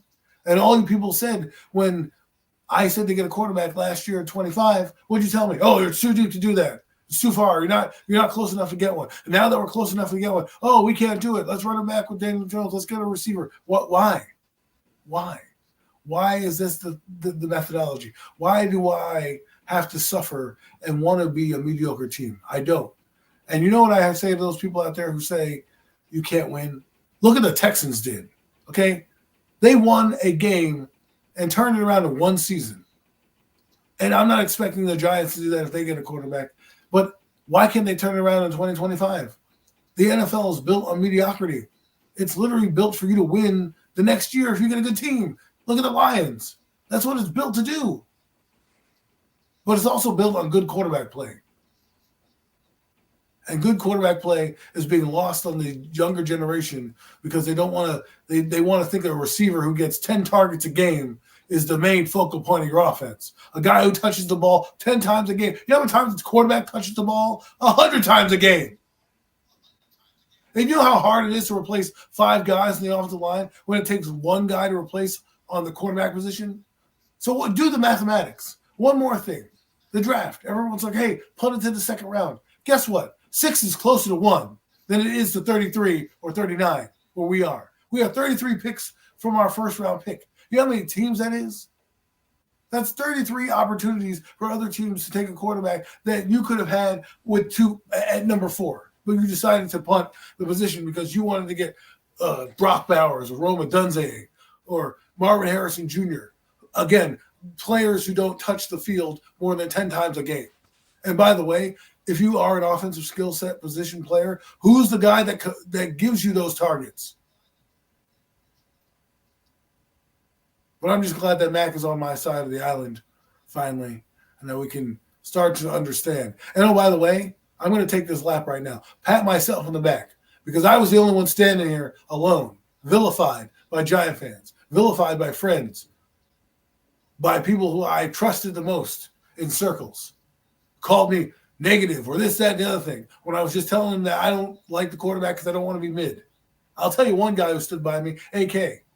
He said, hey, man, you just don't like mediocrity. That's why you fight so hard about Daniel Jones. And when I realized that's what really the anger towards Daniel Jones is, that's what it was. It's not that I hate the guy. It's not that I don't think he can play quarterback, which I don't. It's I don't want to be mid anymore. I don't want to be a third-place team. I want to be fighting for division titles, not beating the Minnesota Vikings, high-fiving everybody, and then getting railroaded by the Eagles. I'm sick of it. I'm sick of the infighting. This has been the worst offseason start to a team in the history I can remember. I've seen Pat McAfee, whatever the fuck his name is, Pat Shermer, McAdoo, Joe Judge. The only person who had fighting with his coaches was Joe Judge. He beat up his O-line coach. Wink Martindale and Brian Dable having problems. Your GM's listening on the headset. This is not good shit. The only way you survive this, because let's be honest, they're probably not winning a lot of games next year. I hate to tell you that, folks. Probably not. They play a tough schedule. I don't care what anybody tells me. Schedules do matter. They do. If they don't win with Daniel Jones as the quarterback, you're all fired. That means Daniel's gone too. You're all fired. Not GM. No. You're all fucking fired. You get a quarterback in here, you reinvigorate the fan base, and I guarantee you, John Mara will be like, you won 7 games? Let's run it back. The quarterback looked good. You know, he won us some games. Looked like we're heading in the right direction. All right, let's go spend big bucks in 2025 to be a contender, a playoff contender at least. And that's my rant. Thank you. Well said, got guys. one more thing real quick. One more thing real Go ahead, quick Matt. about just coming back to the Saquon Barkley thing. I mean, if anybody don't know, I'm a big Saquon Barkley fan. I don't care. I'll stand on that cliff all by myself. I don't care how people feel about Saquon Barkley. A lot of strong opinions about not paying a running back. I'm not a guy that thinks drafting him was a mistake. I think that year when he came out, he was absolutely the best player in his draft class. We got him at the number 2 overall pick, and I'll stand behind that. And I don't give a damn how anybody feels about it. You got to also put in perspective people talk about his production and say it doesn't match this, doesn't match that. He's not as good as Christian McCaffrey and this, that, and the other. Saquon Barkley is literally the only player on the New York Giants offense that defenses literally prepare for and make it a point to stop week in and week out. And it needs to be put into perspective as well. I'm not saying you go out there and you give him an outlandish amount of money or you break the bank, by no means. But a fair rate is a fair rate for what he's meant to this team and what he's carried and the things that he's done and everything. He's put this team as much as he can on his back, as much as he possibly can. Like I said, there's no other player on this offense that's keeping defenses up at night. He's the only one. He's the only one they come in with a game plan prepared to stop. They're not worried about Daniel Jones. They're not worried about any of the damn receivers. They're only worried about number 26. That's it. He's the only guy that defenses give a damn about when they're preparing to play the New York Football Giants. So that's all I mean. A guy like him, hometown kid from New York, wants to be here, wants to actually be a part of this shit show. He wants to be a part of it. He actually wants to be a part of that because he wants to be here, most likely for the turnaround, if there can be one. Why wouldn't he want to be a part of that? But that's dedication, that's loyalty, and there's something to be said about that as well. So, I mean, it's just I'm not how gonna I miss feel him. about it. I just had to get that off my chest. I'm a fan through and through, and I believe that we're no matter what, we're better with him, and I'd rather see him here than to see him elsewhere doing the things that I wish he could have been doing here, but we just couldn't do right by him. And that's how I feel about that. It's a disappointment. It's been a disappointment all across the board, and throughout his whole career, the way we handled his whole time being here. I'm sorry. I stand behind him being a generational talent when we drafted him, and it's just I think we just wasted this early part of his career, completely wasted it. Yeah, you mean like the boys have dropped a lot of facts on there, a lot of premium takes right there, it's facts. You know what I'm saying? When you think of for Giants fans right now, still wanting to keep Daniel Jones, like believe me, kind of understand where you're coming from. But at the end of the day, like how much times do you want to lose off seasons? If you really think about it, we've been losing a lot of off seasons lately, right? We get really excited, we go spend all this money, right? Look, you can talk about receivers, you can talk about drafting offensive linemen. Has any of them worked out? Look at the tight end we just bought in. Last time I checked, he was hurt. You know what I'm saying? Look at should I talk about Galladay? Like, look how much times we tried in off seasons and it just failed. So what's with giving the house away for next year? What is next year? What is next year gonna get us? Right? People out here don't want to trade our future. What the fuck is our future? Of losing organizations? Like literally, how stupid do you fucking sound? I don't want to give our future because I don't want to move up to get a generational talent. Like I don't mean to piss off anybody who wants to keep Daniel Jones, but when you tell me you don't want to waste our fucking future, what is our fucking future? I don't What know, is our man. future? You know what I'm I get saying? yelled at. I get yelled at on And Twitter all about that, about future draft picks. People getting their panties in a twist on guys yeah, who don't even know where they're going to be.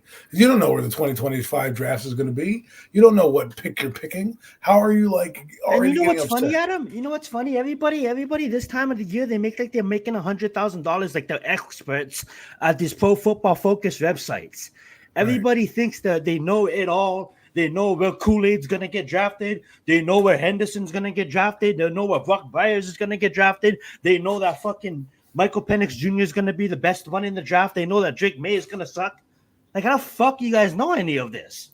Right. You know what I'm saying? Because the people that make 100,000s, they don't even know it. Okay. And when you think about, I was with you guys. All right. I got debated on the same subject a week ago or 2 weeks ago by a guy who was afraid to mortgage the future of this team because he doesn't like to get a quarterback. And I'm like, well, what if that guy wins you 2 Lombardis?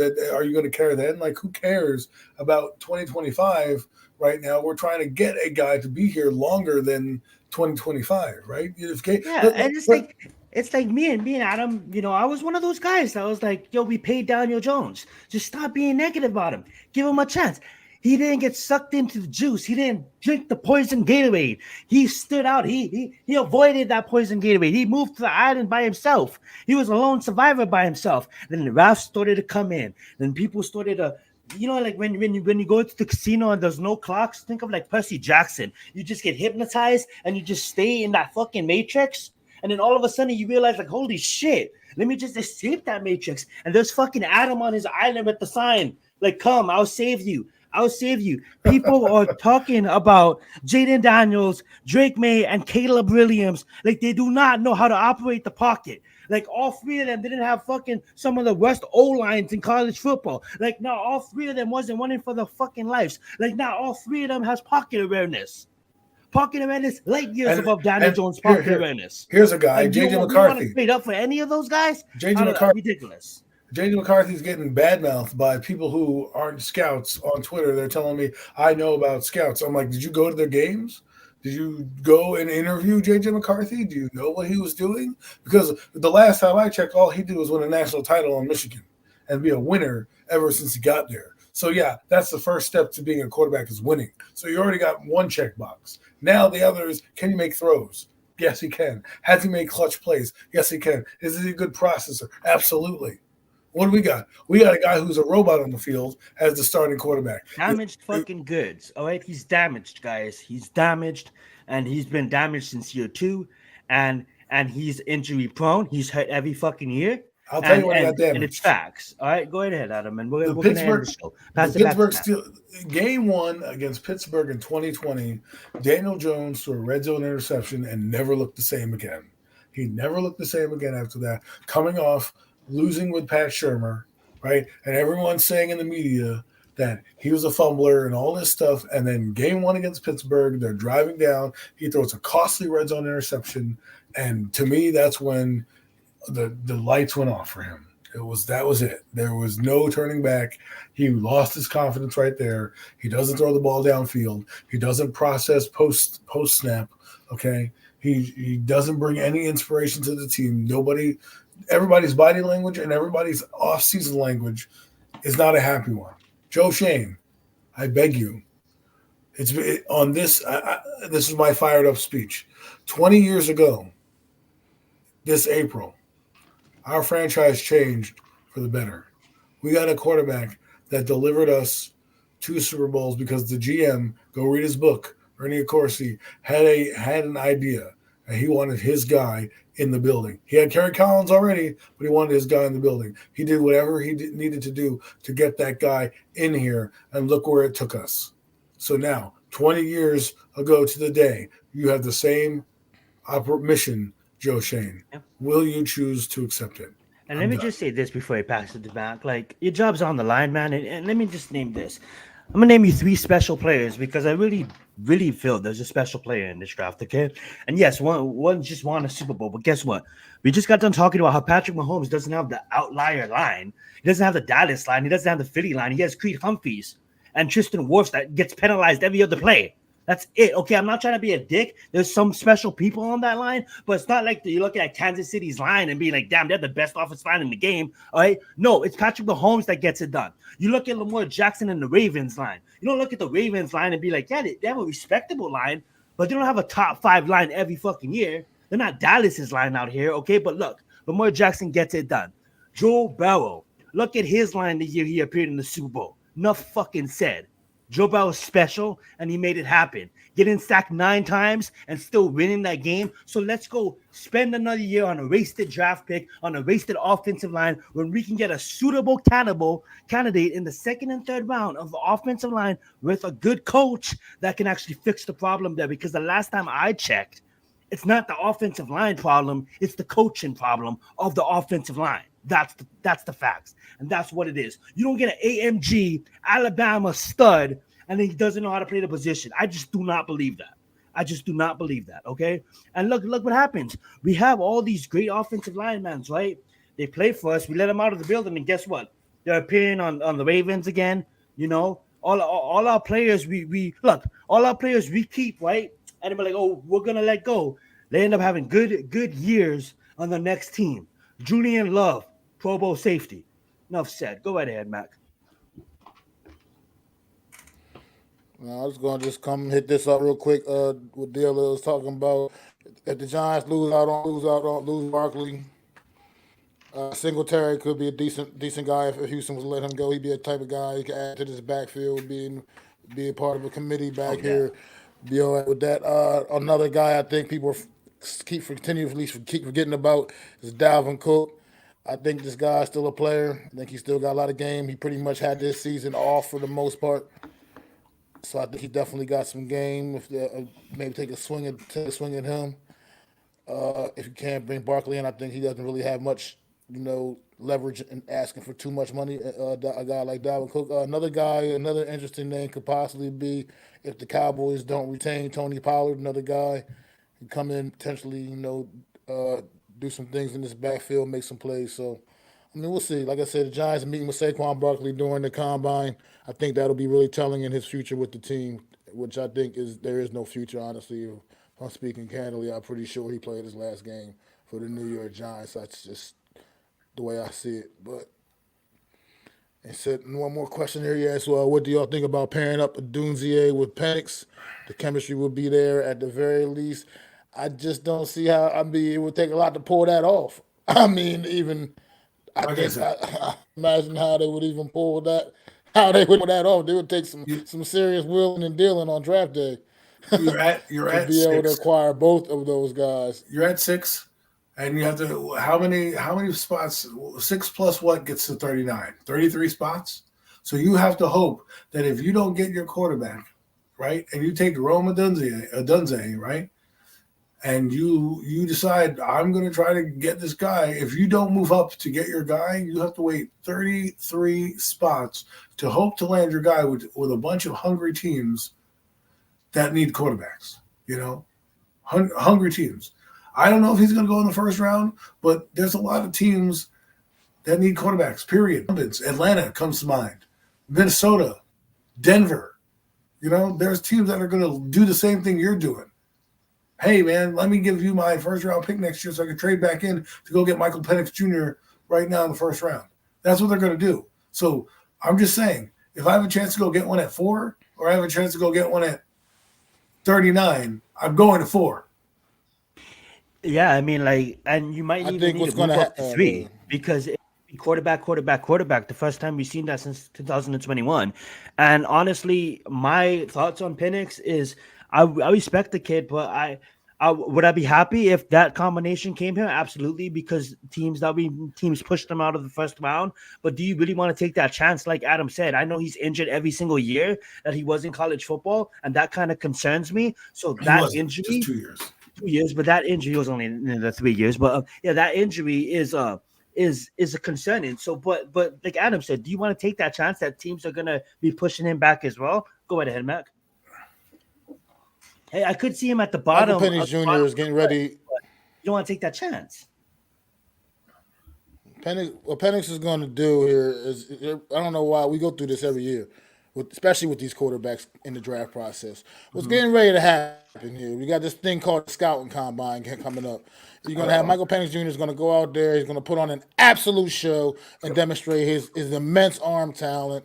And he's going to shoot back up the draft boards. He's going to go out there and probably lay down an amazing pro day as well.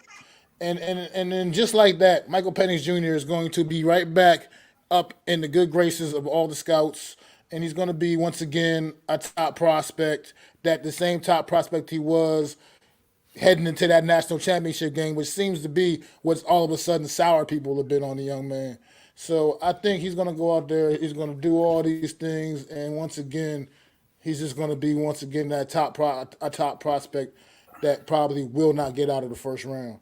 Like Adam said, a lot of teams need quarterbacks, and I don't really necessarily see this kid getting out of the first round. I mean, the arm talent speaks for itself. Yeah, you got to also think about teams that has agent or bridge quarterbacks that might want to have him on roster because Mac made an awesome point in that. And Anthony Richardson, all the experts know he wasn't ready to start immediately. But what did he do? He had an amazing under Olympics and he forced himself to early round pick.